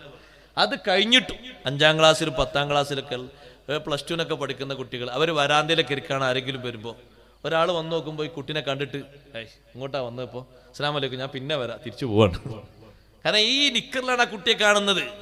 +2 പഠിക്കുന്ന ആ കുട്ടി ധരിച്ചിരിക്കുന്ന ഈ നിക്കറിലാണ്, ഈ ഒരു വേഷത്തിലാണ്, വീട്ടിൻ്റെ ഉള്ളിലൊക്കെ നടക്കുന്ന ആ വേഷത്തിലാണ്. അത് വല്ലാത്തൊരു ബറക്കത്തിൻ്റെ കുറവാണ്, ഹയാവിൻ്റെ പറ്റക്കുറവാണ്. ആ ഒരു ശീലി സ്വീകരിക്കുന്നതിൽ മാറും. അത് നമ്മുടെ സ്വഭാവമല്ല, പാശ്ചാത്യ സ്വഭാവം കടമെടുത്ത് വന്നുകൊണ്ടിരിക്കുകയാണ് നമ്മുടെ നാട്ടിൽ. അള്ളാഹു കാത്ത് രക്ഷിക്കട്ടെ. മക്കളിൽ ആ സ്വഭാവം പകർത്തി കൊടുക്കരുത്. രാത്രി കിടക്കുമ്പോഴാണെങ്കിലും അത്തരത്തിലൊരു നിക്കർ ഇട്ടിട്ടല്ല കുട്ടികളെ കിടത്തേണ്ടത്. നല്ല പൂർണ്ണമായി ലൂസുള്ള, ഫിറ്റാകാതെ ലൂസുള്ള നല്ലൊരു പാൻറ്, ആ പാൻറ് ധരിപ്പിച്ചിട്ടാണ് കുട്ടികളെ കിടത്തേണ്ടത്. ഈ ചെറിയ നിക്കർ ഇട്ടിട്ടാണ് +2കാരൻ കിടക്കുന്നത്. രാവിലെ പിന്നെ അത് എണീറ്റിട്ടാണ് മുറ്റത്തേക്ക് പല്ല് തേക്കാൻ വരുന്നത് ഈ നിക്കർ ഇട്ടിട്ട്. അത് വലിയൊരു മോശമുള്ള സംഗതിയാണ്. അങ്ങനെ പുറത്തും അങ്ങനെ ബൈക്കിൽ യാത്ര ചെയ്യുന്നവരുണ്ട്, മുന്നിലും ബാക്കിലൊക്കെ. വളരെ ചീപ്പായ ഏർപ്പാടാണത്. ആ ഒരു സ്വഭാവം മുസ്ലിമിൻ്റെ സംസ്കാരത്തോട് യോജിച്ചതല്ല, വളരെ നാണം കുറഞ്ഞ സ്വഭാവമാണ്. അത് മാറ്റിയെടുക്കേണ്ട സ്വഭാവം തന്നെയാണ്. സഹോദരിമാരോടും പ്രത്യേകിച്ച് ആ കാര്യം ഓർമ്മപ്പെടുത്തുന്നു. അല്ലാഹു തആല പഠിപ്പിക്കുന്ന മറ്റൊരു ദുസ്വഭാവമുണ്ട് ഈ ആയത്തിൻ്റെ വാക്കിയിൽ തന്നെ. വമൻ ഖുതില മദ്ലൂമൻ ഫഖദ് ജഅൽനാ ലിവലിയിഹി സുൽത്താനം ഫലാ യുസ്രിഫ് ഫിൽ ഖത്ൽ. ആരെങ്കിലും മർദ്ദിതനായി കൊല ചെയ്യപ്പെട്ടാൽ ഫഖദ് ജഅൽനാ ലിവലിയിഹി, അവന്റെ സംരക്ഷകന്, അവന്റെ ഉടമസ്ഥന് നമ്മൾ നിശ്ചയിച്ചിട്ടുണ്ട് സുൽത്താനൊരു അധികാരം. ഇസ്ലാമിക കോടതിയിൽ കൊലപാതകം നടത്തിയ ആളെ കിട്ടിയാൽ ശിക്ഷ കൊടുക്കാൻ ഉത്തരവുണ്ട്. ആ ശിക്ഷ നടപ്പിലാക്കാൻ അതിലേറ്റവും വലിയ ഉത്തരവാദിത്തമുള്ള ആളാണ്, ആ വിഷയത്തിന് സമ്മതിക്കേണ്ട ആളാണ് മഖ്തൂലിന്റെ ആളുകൾ, കൊല ചെയ്യപ്പെട്ടു പോയ ആളുകളുടെ കുടുംബക്കാര്. അവരാണ് ആ കാര്യത്തിൽ തീരുമാനമെടുക്കേണ്ടത്. കോടതി അവരെ വിളിപ്പിക്കുമ്പോൾ ഒരു പക്ഷേ അവര് വിട്ടുവീഴ്ചക്ക് തയ്യാറില്ലെങ്കിൽ ഈ മനുഷ്യനെ കൊലപാതകം ചെയ്യാൻ, കൊലക്ക് ശിക്ഷയായിട്ട് പകരം ശിക്ഷ കൊടുക്കാൻ കോടതി ഉത്തരവിടും. അല്ലെങ്കിൽ അയാൾക്ക് വിട്ടുവീഴ്ച നൽകപ്പെടും, അല്ലെങ്കിൽ അയാളിൽ നിന്ന് ദിയത്ത് സ്വീകരിക്കപ്പെടും, നഷ്ടപരിഹാരം സ്വീകരിക്കപ്പെടും. ഇവിടെ ഫലാ യുസ്രിഫ് ഫിൽ ഖത്ലി, അങ്ങനെ ശിക്ഷയ്ക്ക് വിധിക്കപ്പെട്ടാൽ കൊല്ലുന്നതിൽ തന്നെ അമിതം കാണിക്കരുത്. കൊല്ലുന്നതിൽ തന്നെ അമിതം കാണിക്കരുത്, ഇസ്രാഫ് കാണിക്കരുത്. അയാളെ കൊല്ലാൻ വിധിക്കപ്പെട്ടു, ഇനി അയാളെ കൊന്നിട്ട് അയാളെ ശരീരം മുഴുവനും നുറുനുറുങ്ങാക്കണം. സുബ്ഹാനല്ലാഹ്, പാടില്ല. ശിക്ഷ കിട്ടിയാൽ തന്നെ ആ ശിക്ഷയിൽ അമിതം ചെയ്യരുത്. കൊല്ലൽ ജായിസായ ചില വസ്തുക്കളുണ്ട്, ആ വസ്തുക്കളെ കൊല്ലുമ്പോൾ തന്നെ സഹോദരങ്ങളെ അതിനെ പഞ്ഞിയാക്കിയിട്ട് പഞ്ഞിയാക്കരുത്. ഉദാഹരണമായി പറയട്ടെ, ഒരു പല്ലിയെ കൊല്ലൽ സുന്നത്തല്ലേ, ആ പല്ലിയെ കൊന്നിട്ട് കുത്തി ചതക്കരുത്. അങ്ങനെയുള്ള ചില വസ്തുക്കളുണ്ട്, ചില സാധനങ്ങളുണ്ട്. ഇപ്പൊ കടിക്കുന്ന നായ, ആ നായനെ കൊല്ലാൻ ഇസ്ലാം അനുവാദം നൽകുന്നുണ്ട്. പലർക്കും അതുകൊണ്ട് ഇടങ്ങേറുണ്ടാകും, ബുദ്ധിമുട്ടുണ്ടാകും. കടിക്കുന്ന നായാണ്, വെറുതെ വാലാട്ടി പോകുന്ന, നമ്മളെ കാണുമ്പോ ബഹുമാനത്തോടെ വാലൊന്ന് വണങ്ങി വെക്കുന്ന നായയല്ല, കടിക്കുന്ന നായയാണ്. ചിലത് കടിക്കൂല, കുരക്കുക മാത്രമേ ഉള്ളൂ. കടിക്കുന്ന നായക്ക് അതിനെ കൊല്ലൽ ഇസ്ലാം അനുവദിച്ചിട്ടുണ്ട്. അതിനെ കൊന്നാലും അതിന്റെ കാല് തച്ചുടച്ച് പഞ്ഞിയാക്കരുത്, അതിന്റെ ശരീരം കീറിമുറിച്ച് ഇടങ്ങേറാക്കരുത്, വിഷമത്തിലാക്കരുത്. ഏതെങ്കിലും ഒരു വസ്തുവിനെ കൊല്ലാൻ ഉത്തരവിട്ടാലും അതിനെ കൊല്ലുന്നത് നല്ല രീതിയിലാകണം. അഷ്റഫുൽ ഖൽഖ് സ്വല്ലല്ലാഹു അലൈഹി വസല്ലം തങ്ങൾ പഠിപ്പിച്ചു, ഇന്നല്ലാഹ കതബൽ ഇഹ്സാന ഫീ കുല്ലി ഷൈ, എല്ലാ വസ്തുക്കളിലും അല്ലാഹു തആല നന്മ തീരുമാനിച്ചിട്ടുണ്ട്, ഗുണം ചെയ്യണമെന്ന് തീരുമാനിച്ചിട്ടുണ്ട്. ഫൈദാ ഖതൽതും, ഏതെങ്കിലും ഒന്നിനെ നിങ്ങൾ കൊല്ലുകയാണോ, ഫഅഹ്സിനുൽ ഖിത്ലാ, കൊല്ലുന്നത് നന്നാക്കണം, നല്ല ശൈലിയിലാകണം, രൂപവൈകൃതം ചെയ്യരുത്, അതിനെ തുന്നം ഭിന്നമാക്കരുത്. വഇദാ ദബഹതും ഫഅഹ്സിനുൽ ദിബ്ഹാ, ഒരു മൃഗത്തെ അറുക്കുകയാണെങ്കിലും അതിനൊരു നല്ല ശൈലിയുണ്ട്, നല്ല ശൈലിയിൽ അറുക്കണം. ബുദ്ധിമുട്ടാക്കുന്ന ശൈലിയിലാകരുത്, ബുദ്ധിമുട്ടാകുന്ന രൂപത്തിലാകരുത്. അതിനറുക്കൽ, അതിനും ഒരു സുഗമമായ ഒരു ശൈലിയുണ്ട്, ആ ശൈലിയിലെ അതിനറുക്കാവൂ. അതുകൊണ്ടാണ് നല്ല മൂർച്ച കൂട്ടണമെന്ന് പറയുന്നത്, അതിന് വെള്ളം കൊടുക്കണമെന്ന് പറയുന്നത്. പിടിക്കുന്നതും കിടക്കുന്നതും പിടിക്കുന്നതുമൊക്കെ നല്ല രൂപത്തിലും ഭാവത്തിലും ആകണമെന്ന് പറയുന്നത്, കാര്യങ്ങൾ എളുപ്പത്തിൽ നടത്തണമെന്ന് പറയുന്നത്. ആ ജീവിയെ തന്നെ രണ്ട് കാലും കെട്ടിയിട്ടിട്ട് അതിന്റെ തലക്കൊരു അടി അടിച്ചാൽ അതുകൊണ്ടും അതിനെ കൊന്നുകളയാം. പക്ഷെ അങ്ങനെ പറ്റൂല. ആടിന്റെ തലക്ക് മർമ്മം നോക്കിയൊരടിച്ചാൽ, പോത്തിന്റെ തലക്ക് മർമ്മം നോക്കിയൊരടിച്ചാൽ അത് കാല് പടഞ്ഞവിടെ കിടക്കും, അതോടുകൂടെ അതിന്റെ പണി തീരും. അങ്ങനെ കൊല്ലാൻ പാടില്ല, അങ്ങനെ വിഷമിപ്പിക്കാനും വേദനിപ്പിക്കാനും പാടില്ല. അതൊരു അറവായിട്ട് സ്വീകരിക്കപ്പെടുകയുമില്ല. അറുക്കേണ്ട രൂപഭാവങ്ങളിൽ തന്നെ അതിനെ അറുക്കണം, അറവ് നന്നാക്കണം. ഒരാളെ കൊല്ലാൻ ഉത്തരവിട്ടാൽ കോടതി അയാളെ കൊന്നു എന്ന് കരുതുക, അയാളെ കോടതി ശിക്ഷിച്ചാൽ അയാളെ ഭൗതിക ശരീരം അവിടെ നിന്ന് ഇറക്കിയാല് ഇയാൾക്കുള്ള ദേഷ്യം കൊണ്ട് ആ ശരീരത്തിൽ എറിഞ്ഞിട്ട് ചോര ഒലിപ്പിക്കാനോ ഏതെങ്കിലും ഭാഗങ്ങൾ പോയി മുറിച്ചെടുക്കാനോ മറ്റൊന്നും പറ്റൂല. ശിക്ഷ എങ്ങനെയാണോ വിധിച്ചത്, എങ്ങനെയാണോ അയാൾ ഇങ്ങോട്ട് ശിക്ഷിച്ചത്, പകരം അങ്ങനെയാണല്ലോ ഇസ്ലാമിന്റെ ശിക്ഷയും. ഇസ്ലാം പറയുന്ന ഖിസാസ് എങ്ങനെയാണ്, അതേ ആ ഖിസാസിനെക്കാളും അപ്പുറം അഫൂ കൊടുക്കാൻ കഴിയോ. ഫലാ യുസ്രിഫ് ഫിൽ ഖത്ൽ, കൊല്ലുന്നത് കൊണ്ട് തീവ്രത കാണിക്കരുത് എന്ന ആയത്തിന് മഹാന്മാര് തഫ്സീർ ചെയ്തപ്പോ ഏറ്റവും നല്ല ശൈലി വിട്ടുവീഴ്ച ചെയ്യലാണ്. വിട്ടുവീഴ്ച ചെയ്യുന്നതിലൂടെ വിട്ടുവീഴ്ച ചെയ്യുന്ന ആൾക്കും കൊല ചെയ്യപ്പെട്ടു പോയ ആൾക്കും അല്ല വലിയ മാപ്പ് കൊടുക്കുന്നു. ഇന്നഹു കാന മൻസൂറാ, അല്ല വലിയ സഹായം നൽകുന്നവനാണ്. ഇന്നഹു, ഈ കൊല ചെയ്യപ്പെട്ടു പോയ ആൾക്ക് പകരം വന്ന വലിയില്ലേ, ഉത്തരവാദിത്തം ഏറ്റെടുത്ത ആളില്ലേ, കാന മൻസൂറാ, അയാള് സഹായിക്കപ്പെടുന്ന ആളാണ്. അതുകൊണ്ടാണല്ലോ എത്രയോ നല്ല മനുഷ്യന്മാര് എന്റെ മോനെ കൊന്നു, ശരിയാണ്, ഇനി അയാളെ കുടുംബവും അനാഥമാകണ്ട, ഞാനങ്ങ് വിട്ടുകൊടുക്കട്ടെ, ഞാനങ്ങ് പൊരുത്തപ്പെട്ടു കൊടുക്കട്ടെ. ആ ഒരു വിട്ടുവീഴ്ചയുടെ ശൈലി ഖുർആൻ അതിനെ പറ്റി പറയുന്നത് അത് ഏറ്റവും നല്ല ശൈലിയാണെന്നാണ്. യാ അയ്യുഹല്ലദീന ആമനു കുതിബ അലൈക്കുമുൽ ഖിസാസു ഫിൽ ഖത്ലാ, കൊലപാതകം നടത്തപ്പെടുന്നവരിൽ നിങ്ങൾക്ക് പ്രതികാരം നിശ്ചയിക്കപ്പെട്ടിരിക്കുന്നു എന്ന ആയത്തിന്റെ അവസാനം അല്ലാഹു പഠിപ്പിക്കുന്നു, ഫമൻ ഉഫിയ ലഹു മിൻ അഖീഹി ശൈഉൻ ഫത്തിബാഉൻ ബിൽ മഅറൂഫി വഅദാഉൻ ഇലൈഹി ബിഇഹ്സാൻ. തിരിച്ചു കൊല്ലണ്ട, വിട്ടുവീഴ്ച ചെയ്തു കൊടുത്തു. വിട്ടുവീഴ്ചയാണല്ലോ തഖ്വയുടെ ഏറ്റവും നല്ല മാർഗം. വഅൻ തഅഫു അഖ്റബു ലിത്തഖ്വാ. ഏതായാലും നമ്മളെ മോനെ കൊന്നില്ല, ഇനിയിപ്പോൾ അയാളെ കോടതി ശിക്ഷ കൊന്നിട്ട് അയാളെ കുടുംബം അനാഥാകല്ലേ, അല്ലാതെ വേറെന്താ കിട്ടാൻ പോകുന്നത്? വിട്ടുവീഴ്ച ചെയ്തു കൊടുത്താലോ? വിട്ടുവീഴ്ച ചെയ്തു കൊടുത്താൽ അഖ്റബുൽ തഖ്വാ, അയാൾ തഖ്വയിലേക്ക് കൂടുതൽ അടുക്കുകയാണ്. അല്ലാഹു തആല അയാൾ ആ മനസ്സിന് കൂടുതൽ കൂടുതൽ ആത്മീയമായ പുരോഗതി നൽകുകയാണ്, അയാളെ അമലുകൾക്ക് കൂടുതൽ സ്വീകാര്യത നൽകുകയാണ്. അത് ചെറിയൊരു കാര്യമല്ല, വലിയൊരു കാര്യമാണ് പുറത്തു കൊടുക്കാൻ കഴിയാന്ന് പറഞ്ഞാൽ. ആഖിറത്തിലുണ്ടല്ലോ അങ്ങനെ മാപ്പ് കൊടുക്കാൻ കഴിയുന്ന ആളുകൾക്ക് അല്ലാഹു തആല കൊടുക്കുന്നൊരു സ്വഭാവം, തീവ്രമായൊരു സ്വഭാവമായിരുന്നു പഴയ കാലത്തൊക്കെ. ജാഹിലിയ കാലഘട്ടത്തിൽ ഒരാളെ ഏതെങ്കിലും കുടുംബത്തിൽ ഒരാളെ കൊന്നാൽ പകരം ആ കുടുംബത്തിൽ ഏറ്റവും ആരോഗ്യമുള്ള ആളെ നോക്കിയിട്ട് മറ്റൊരു കൊല്ലും. അതതിന് പരിഹാരമല്ല. കൊന്ന ആളുകൾക്ക് ശിക്ഷ കൊടുക്കുന്നത് കൊലപാതകം നിർത്താനുള്ള പരിഹാരം തന്നെയാണ്. അങ്ങനെയല്ലേ അന്ന് കൊലപാതകങ്ങളൊക്കെ നിർത്തിയത്? തുടർന്നുകൊണ്ടിരിക്കുന്ന അങ്ങനത്തെ ഒരു പരിഹാരാവസ്ഥ ഇല്ലാത്തത് കൊണ്ടാണ്. അതങ്ങനെ തുടർന്നുകൊണ്ടിരിക്കും. മറ്റൊരുണ്ട് ഇറങ്ങട്ടെ ഒല കൊല്ലണം, ഇവലും കണ്ട് ഇറങ്ങട്ടെ ഒല കൊല്ലണം, ഈ ചിന്ത ആളുകൾക്ക് ഉണ്ടാകുക.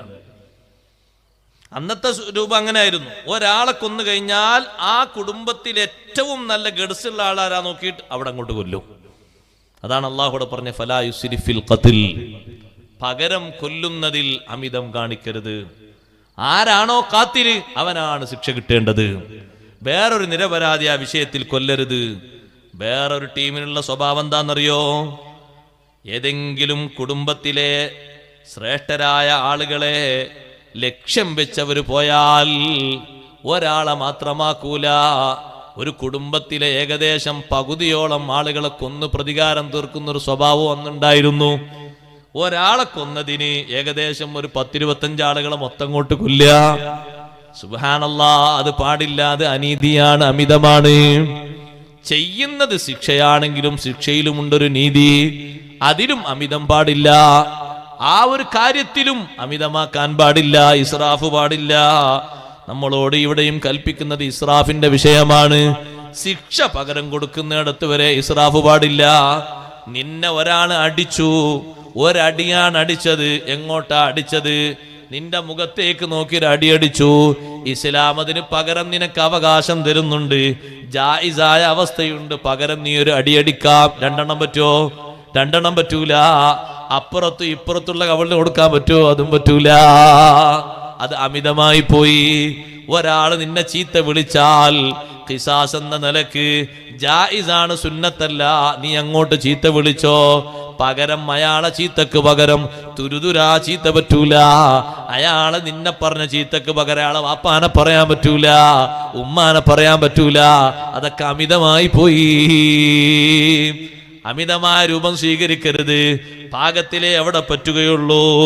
അതേ, അന്നത്തെ കാലത്ത് ഏതെങ്കിലും കുടുംബത്തിലെ നല്ല അന്തസ്സുള്ള കുടുംബത്തിൽ ഒരാളെയാണ് കൊന്നതെങ്കിൽ കൊല നടത്തിയ ആളെ കൊണ്ടുപോയിട്ട് ശരീരത്തിന്റെ ഭാഗങ്ങൾ മുഴുവനും മുറിച്ച് കഷ്ണം കഷ്ണമാക്കി ആ കുടുംബത്തിന്റെ തറവാട്ടിന്റെ മുറ്റത്ത് കൊണ്ടുവന്നിടുന്ന സ്വഭാവം ജാഹിലിയ കാലഘട്ടത്തിൽ ഉണ്ടായിരുന്നു.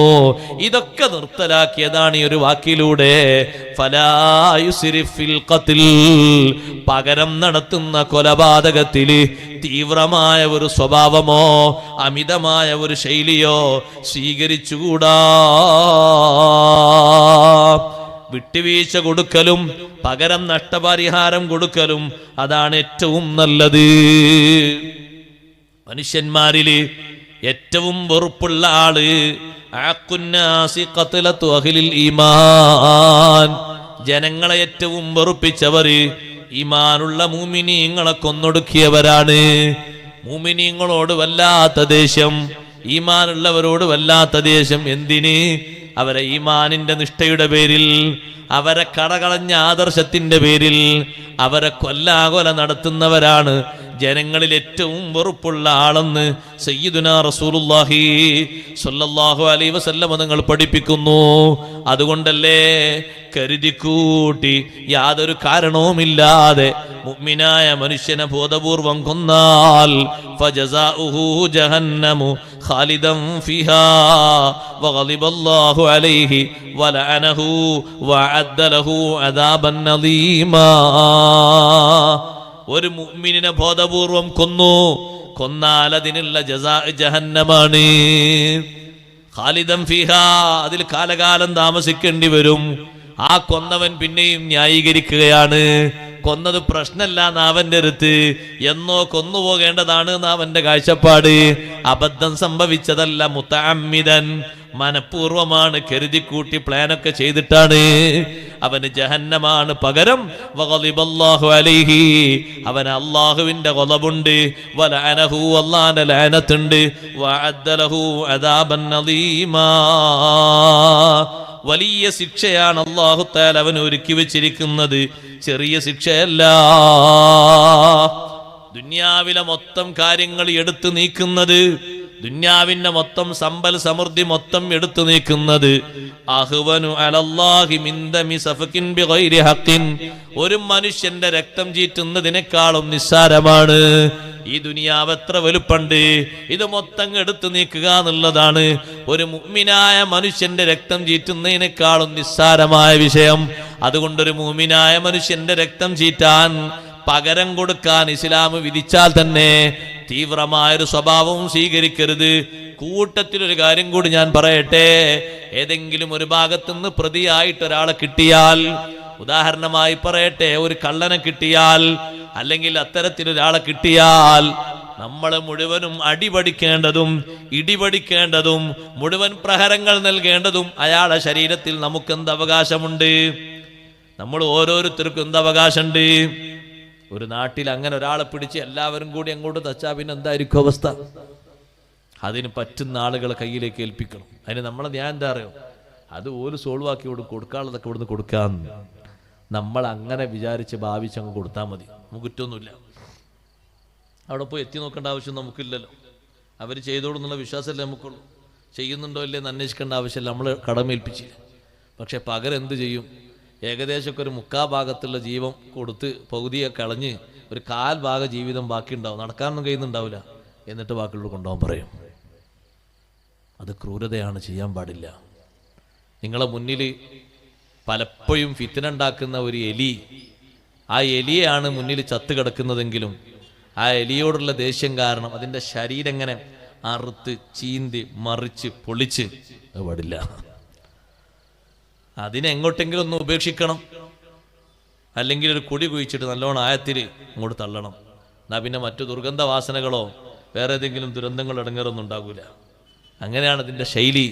അഷ്റഫുൽ ഖൽഖ് സ്വല്ലല്ലാഹു അലൈഹി വസല്ലം തങ്ങൾ ശിക്ഷ നടത്തിയ ആളുകളെ ഒരിക്കലും രൂപവൈകൃതം ചെയ്യാൻ പാടില്ല. നിങ്ങൾ ഒരാളെ, ഒരു ശത്രുവിനെ പ്രതിരോധം എന്ന നിലക്ക് ചെറുത്ത് തോൽപ്പിച്ചാലും അയാൾ ആ ശരീരം എന്ന അർത്ഥത്തിൽ അതിന് ബഹുമാനമുണ്ട്. അതിനെ കേടുവരുത്തി അറുത്ത് മുറിച്ച് ഛിന്ന ഭിന്നമാക്കാൻ പാടില്ല. തങ്ങൾക്ക് ഏറ്റവും സങ്കടകരമായ അവസ്ഥയാണല്ലോ ഹംസത്ത് ബിൻ അബ്ദുൽ മുത്തലിബ് റളിയല്ലാഹു അൻഹുവിന്റെ ഷഹാദത്ത്. ആ ഒരു സുന്ദരമായ രൂപത്തെ വികൃതമാക്കി ചിത്രീകരിച്ചു. കരളടക്കം പറിച്ചെടുത്ത് അതിങ്ങനെ ചവച്ചു തുപ്പിയപ്പോ ഒരു ചെറിയ രക്തം പോലും തായോട്ടിറക്കാത്തത് കൊണ്ട് ആ സഹോദരിക്കും വിശുദ്ധ ഇസ്ലാമിലേക്ക് വഴി കിട്ടി. ഒരു തുള്ളി രക്തം താഴോട്ട് ഇറക്കിയിട്ടുണ്ടെങ്കിൽ ഇസ്ലാമിലേക്കുള്ള വിശാലമായ മനസ്സ് കിട്ടൂല. കാരണം ആ രക്തത്തിന് അത്രമാത്രം പവറുണ്ട്. ഇത് ഹംസ റളിയല്ലാഹുവിൻ്റെ രക്തമാണ്. ഹബീബ് സല്ലല്ലാഹു അലൈഹി വസല്ലം തങ്ങൾ കണ്ണീർ പൊഴിച്ച നേരമാണ്. എന്താണ് ആ ശരീരത്തെ കാട്ടിയിരിക്കുന്നത്? തങ്ങൾ ഏറ്റവും വലിയ നിർദ്ദേശമാണ്, ശത്രുക്കൾ മുന്നിൽ വന്നാലും അവരെ നിങ്ങൾക്ക് കീഴ്പ്പെട്ട് കിട്ടിയാലും ഒരിക്കലും ക്രൂരത ചെയ്യരുത്. ഉസാമ റളിയല്ലാഹു അൻഹു പറഞ്ഞില്ലേ, ഞാൻ എൻ്റെ ജീവിതത്തിൽ ഏറ്റവും പേടിച്ച രംഗമുണ്ട്. ഒരു ഭാഗത്തേക്ക് ഞങ്ങളെ നിബിധങ്ങൾ വിട്ടു ശത്രുക്കളെ ചെറുക്കാൻ. എൻ്റെ മുന്നിൽ വന്ന ആള്, ഞാനങ്ങ് മുന്നിലെത്തിയപ്പോൾ സ്പോട്ടിൽ ലാ ഇലാഹ ഇല്ലല്ലാഹ് മുഹമ്മദ് റസൂലുള്ളാഹ് എന്ന് പറഞ്ഞു സല്ലല്ലാഹു അലൈഹി വസല്ലം. അത് പറഞ്ഞപ്പോൾ ഈ ഒരു വിഷയം ചെറുക്കാനായിരിക്കും അയാൾ പറഞ്ഞതെന്ന് കരുതിയിട്ട് വെട്ടി. ഉസാമ റളിയല്ലാഹു അൻഹുവിനോട് ഹബീബ് സല്ലല്ലാഹു അലൈഹി വസല്ലം ചോദിക്കുന്നു, ഉസാമ, എങ്ങനെയുണ്ടാകും നാളെ ആഖിറത്തില് ലാ ഇലാഹ ഇല്ലല്ലാഹ് മുഹമ്മദുർ റസൂലുള്ളാഹ് എന്ന ഷഹാദത്ത് കലിമ നിനക്കെതിരെ വന്നാൽ എങ്ങനെയുണ്ടാകും ഉസാമ? നബിയെ, അയാളൊരു കാവലിന് പറഞ്ഞതല്ലേ. ഉസാമ റളിയല്ലാഹു അൻഹു തെറ്റുകാരനാണെന്ന് മനസ്സിലാക്കരുത്. അവരെ ഇജ്തിഹാദ് അനുസരിച്ചാണ് അവർ ചെയ്തത്. തെറ്റുകാരായവരെ മനസ്സിലാക്കാൻ പാടില്ല. സ്വഹാബത്തിന് അല്ലാഹു നൽകിയ വലിയൊരു കഴിവാണല്ലോ ഇജ്തിഹാദ്. തീവ്രമായ ഇൽമിന്റെ ഒരു അങ്ങേയറ്റമാണത്. അത് ഉൾക്കൊണ്ടിട്ടാണ് അവരിങ്ങനെ ചെയ്തത്. പക്ഷേ തങ്ങളുടെ ചോദ്യം ഒരു മുഅ്മിനായ മനുഷ്യന്റെ ഒരു ഗൗരവമാണ് അറിയിക്കുന്നത്. ഒരു ലാ ഇലാഹ ഇല്ലല്ലാഹ് പറഞ്ഞില്ലേ ഉസാമ? ലാ ഇലാഹ ഇല്ലല്ലാഹ് ചൊല്ലിയില്ലേ ഉസാമ? ഇതാവർത്തിച്ചാവർത്തിച്ച് ഇങ്ങനെ ചോദിക്കുമ്പോൾ ഉസാമ റളിയല്ലാഹു അൻഹു പറയുന്നു, ഞാൻ ഇങ്ങനെ ചിന്തിച്ചു പോയി, അന്നത്തെ ദിവസവും കഴിഞ്ഞിട്ട് ഇസ്ലാമിലേക്ക് വന്നാൽ മതിയായിരുന്നു. അത്ര ഗൗരവമുണ്ട്. ഒരു മുഅ്മിനായ മനുഷ്യനെ കൊല നടത്തുന്നത് സഹോദരങ്ങളെ എളുപ്പമല്ല. രക്ഷപ്പെടാനൊക്കൂല. അതിലേക്ക് ഏതെങ്കിലും തീവ്രമായ രൂപത്തില് അതേ ദേഷ്യം കൂടി വരുമ്പോ ജേട്ടനും അനുജനും തമ്മിൽ കൊലപാതകം നടത്തുന്നത് എന്തിനാണ്? സ്വത്തിന്റെ പേരിലാണ്. ബാപ്പ രണ്ടാമതൊരു കല്യാണം കഴിച്ചതിന്റെ പേരിലല്ലേ ബാപ്പാനെ നുറുനുറുങ്ങാക്കിയത് മക്കള്? സംഭവങ്ങൾ മറന്നുപോയോ? എന്തെല്ലാം ഒരു കുടുംബത്തെ മുഴുവനും ചെത്തിയെരിഞ്ഞത് ആ കുടുംബക്കാരെ കയ്യിലുള്ള 10-40 ഏക്കർ ഭൂമിക്ക് വേണ്ടിയല്ലേ? എന്തെല്ലാം സംഭവങ്ങളാ നടക്കുന്നത്? മിക്കതും ദുനിയാവിന് വേണ്ടിയാണ്. സുബ്ഹാനല്ലാഹ്. തീവ്രമായി വരുന്ന ഗളബ് ചെറുത്തുനിന്ന് തോൽപ്പിക്കണം. പിശാചത് വികസിപ്പിക്കുന്നത് നിയന്ത്രിക്കണം. മൂന്നാമത്തെ ഒരു ഹിർസിന്റെ സ്വഭാവം കൂടി അല്ലാഹു പറയുന്നുണ്ട്. വലാ തഖറബൂ മാലൽ യതീമി ഇല്ലാ ബില്ലതീ ഹിയ ഹസനു ഹത്താ യബ്ലുഗ അശുദ്ദാ. നല്ലോണം സൂക്ഷ്മത പാലിക്കണം. നേരത്തെ പറഞ്ഞ അതേ ഒരു ഭാഷയാണ് വലാ തഖറബൂ. നിങ്ങൾ അടുക്കരുത് മാലൽ യതീം, അനാഥയുടെ സ്വത്തിനോട് അടുക്കരുത്. ഇല്ലാ ബില്ലതീ ഹിയ അഹ്സനു, നല്ല മാർഗത്തിലല്ലാതെ അടുക്കരുത്. ആ സ്വത്തിന്റെ സംരക്ഷണം നല്ല മാർഗമാണ്. അതിന്റെ പുരോഗതി, അതിന്റെ വളർച്ച നല്ല മാർഗമാണ്. അതെടുത്ത് വീണ്ടും വികസിപ്പിക്കുന്ന നല്ല മാർഗമാണ്. ഈ മക്കൾ വളർന്നു വന്നാൽ അവർക്ക് ആ സ്വത്ത് കിട്ടണം. അതിനല്ലേ ബഹുമാനപ്പെട്ട ഖളിർ അലൈഹിസ്സലാം വലിയൊരു മതില് നിർമ്മിച്ച് ഭാവിയിൽ യതീമിന്റെ പ്രായം കഴിഞ്ഞ് മക്കൾ പക്വതയിലെത്തി വളർന്നു വരുമ്പോ ബാപ്പ അടിയിൽ കുഴിച്ചിട്ട നിധിയുണ്ട്. ആ നിധി ഭാവിയിൽ അവർക്ക് കിട്ടണം. അതിനാണല്ലോ ആ യതീമിന്റെ സ്വത്ത് സംരക്ഷിച്ചത്, യതീം കുട്ടികളുടെ സ്വത്ത് സംരക്ഷിച്ചത്. അതുപോലെ സംരക്ഷിച്ച് വികസിപ്പിച്ച് പുരോഗതിപ്പെടുത്തി വളർത്താം. പക്ഷേ ആ അനാഥകളുടെ സ്വത്ത് അവിഹിതമായി കൈക്കലാക്കി പോകരുത്. ഹത്താ യബ്ലുഗ അശുദ്ദാ, അവര് നല്ല പക്വത തികയുന്ന പ്രായമെത്തുന്നത് വരെ. ചിലര് പറഞ്ഞു 18 വയസ്സാണ് എന്ന്, ചിലര് പറഞ്ഞു 15 വയസ്സാണ് എന്ന്. ഏതായാലും ആ ഒരു സമയമാകുമ്പോൾ ഒരു പക്വത എത്തുമല്ലോ. സാമ്പത്തികമായ സ്രോതസ്സും മറ്റൊക്കെ സമ്പാദിക്കുന്നതിൽ നല്ല ബുദ്ധി വികസിക്കുകയും ആരോഗ്യമുള്ളവരും ചിന്തയൊക്കെ വരുമല്ലോ. ആ ടൈം വരെ അവരെ സ്വത്ത് നന്നായി സംരക്ഷിക്കണം. അതിൽ നിന്ന് ഒന്നും അഹിതമായി എടുക്കരുത്. സുബ്ഹാനല്ലാഹ്. യതീമിന്റെ സ്വത്ത് അവിഹിതമായി ഏതെങ്കിലും രൂപത്തിൽ കൈക്കലാക്കുന്നത് വല്ലാതെ കരുതേണ്ട വിഷയമാണ്. അഷ്റഫുൽ ഖൽഖ് സല്ലല്ലാഹു അലൈഹി വസല്ലം തങ്ങൾ പറഞ്ഞല്ലോ, ഇസ്രാഇന്റെ യാത്രയിൽ ഒരു വിഭാഗത്തെ എനിക്ക് കാണിക്കപ്പെട്ടു. അവർക്ക് ഒട്ടകത്തിന്റെ ചുണ്ട് പോലെ നല്ല വിശാലമാർന്ന പരന്നു കിടക്കുന്ന ചുണ്ടുകളുണ്ട്. അവരെ ചുണ്ടിങ്ങനെ വികസിച്ച് തൊള്ളങ്ങനെ വികസിച്ച് ആ തൊള്ളയിലേക്ക് വലിയ വലിയ പാറക്കല്ലുകൾ മറ്റൊരാൾ എറിഞ്ഞു കൊടുക്കുന്നു. അത് സാധാ കല്ലല്ല, സ്വഹ്റം മിന്നാർ, കത്തിജ്വലിക്കുന്ന അഗ്നിയുടെ കല്ലുകളാണ്. കല്ലെറിഞ്ഞു കൊടുക്കുന്നു. തഖ്റുജു മിൻ അസാഫിലിഹിം, തൊള്ളയിലൂടെ വിഴുങ്ങുന്ന കല്ല് പിൻഭാഗങ്ങളിലൂടെ പുറത്തു വരുന്നു. അതിസാഹസികമായ അവസ്ഥ നേരിടുന്ന ഈ വിഭാഗം ആരാണെന്ന് ചോദിക്കുമ്പോ ജിബ്രീൽ അലൈഹിസ്സലാമിന്റെ മറുപടി, ഹുമുല്ലദീന യഅ്കുലൂന അംവാലൽ യതാമാ ളുൽമാ, അക്രമപരമായി അവിഹിതമായി യതീമുകളുടെ സ്വത്ത് ഭക്ഷിക്കുന്നവരാണ്. അത് കൈക്കലാക്കി അതിന്റെ രൂപരേഖകളൊക്കെ ഉണ്ടാക്കി ജേട്ടനങ്ങ് പോയപ്പോ പിന്നെ കാര്യസ്ഥനായി അനിയൻ വന്നു. ബാപ്പയങ്ങ് പോയപ്പോ മൂത്താള് കൈകാര്യം ചെയ്തു. ബാക്കിയുള്ള മക്കളൊക്കെ ചെറിയ മക്കളായിരുന്നു. 8ഉം 8ഉം ഒക്കെ വെച്ച് അവര് വളർന്നു വരുമ്പോ അവർക്കൊരു വിഹിതം കൊടുത്തു. ബാപ്പാന സ്വത്തിന്റെ വിഹിതമായി കിട്ടുന്നതിൽ 3/4% ഇയാൾ കൈക്കലാക്കി. അന്നത്തെ അനാഥയുടെ സ്വത്തുകളടക്കം ഇയാൾ കൈവശപ്പെടുത്തിയിട്ട് സ്വന്തത്തിലാക്കി.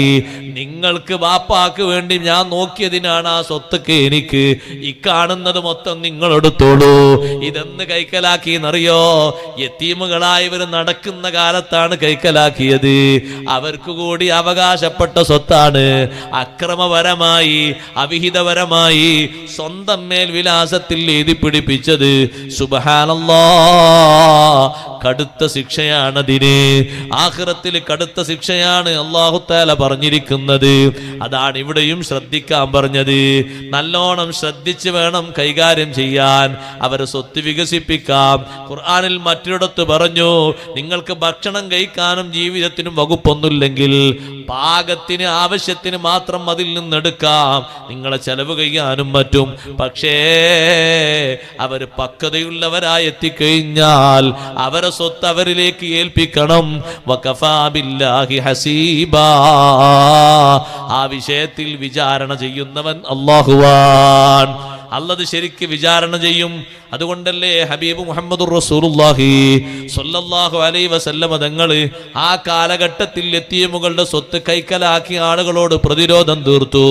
അതെന്തായിരുന്നു? അന്നത്തെ കാലത്ത് ജേട്ടനങ്ങ് മരിക്കുമ്പോൾ അനുജൻ ജേട്ടന്റെ ഭാര്യയുടെയും മറ്റുമൊക്കെ അവർ ഉപയോഗിച്ചിരുന്ന സ്വത്തൊക്കെ കൈക്കലാക്കിയിട്ട് എന്തെങ്കിലുമൊക്കെ ചില്ലർ അവർക്ക് ഇങ്ങനെ നൽകും. അവരൊന്ന് വളർന്ന് വലുതാകുമ്പോ ഇനി നിങ്ങളങ്ങ് അധ്വാനിച്ചുണ്ടാക്കിക്കോളൂ, അതൊക്കെ എനിക്ക് എൻ്റെ ചേട്ടൻ തന്നതാണെന്ന് പറയും. ഈ ന്യായങ്ങളൊക്കെ തിരുത്തിയിട്ട് യതീമിന്റെ സ്വത്ത് യതീമിന് കൊടുക്കണമെന്ന് അന്നുള്ള ആളുകളോട് കൽപ്പിക്കുകയും കൊടുക്കാത്തവരിൽ നിന്ന് ചോദിച്ച് തങ്ങൾ വാങ്ങിച്ചു കൊടുക്കുകയും ചെയ്തിട്ടുണ്ട്. കാരണം അത് ചെറിയൊരു സ്വത്തല്ല, യതീമിന്റെ സ്വത്തിന് വലിയ ബഹുമാനമുണ്ട്. അല്ലാഹു സുബ്ഹാനഹു വ തആല ആ അനാഥരുടെ സ്വത്ത് അവിഹിതമായി കൈകാര്യം ചെയ്താൽ യഅ്കുലൂന ഫീ ബുതൂനിഹിം നാറാ വസയസ്ലൗന സഈറാ, ഇവിടെ തിന്നുന്നത് തന്നെ തീയാണ്, ദഹിക്കൂല, കാര്യമായി ഫലം കിട്ടൂല. വസയസ്ലൗന സഈറാ, കത്തിജ്വലിക്കുന്ന നരകത്തിൽ അവർ പ്രവേശിക്കുകയും ചെയ്യും. അതേ സമയത്ത് ഒരു യതീമിനെ നീ പോറ്റി വളർത്തിയാൽ, സംരക്ഷണം കൊടുത്താൽ നിനക്ക് വലിയ സ്വർഗമാണ്. കണ്ടില്ലേ ഇബ്നു ഹജർ ഹൈതമി തങ്ങൾ പറയുന്നത്, അലവിയാക്കളിൽപ്പെട്ട ഒരു പാവപ്പെട്ട സഹോദരി, അലവിയാക്കളിൽ നല്ലൊരു സമ്പന്നനായ വ്യക്തി ഉണ്ടായിരുന്നു. അദ്ദേഹത്തിന് കുറെ പെൺമക്കളുണ്ട്. ഇടക്കാലത്ത് അയാളങ്ങ് മരണപ്പെട്ടപ്പോ ഈ പെൺകുട്ടികൾക്ക് ദാരിദ്ര്യം വന്നു. അവരെയും കൊണ്ട് അവരെ ഉമ്മ നാട് വിട്ട് മറ്റൊരു നാട്ടിലേക്ക് പോയി. കാരണം ഇവര് ഉയർന്ന കുടുംബമാണ്.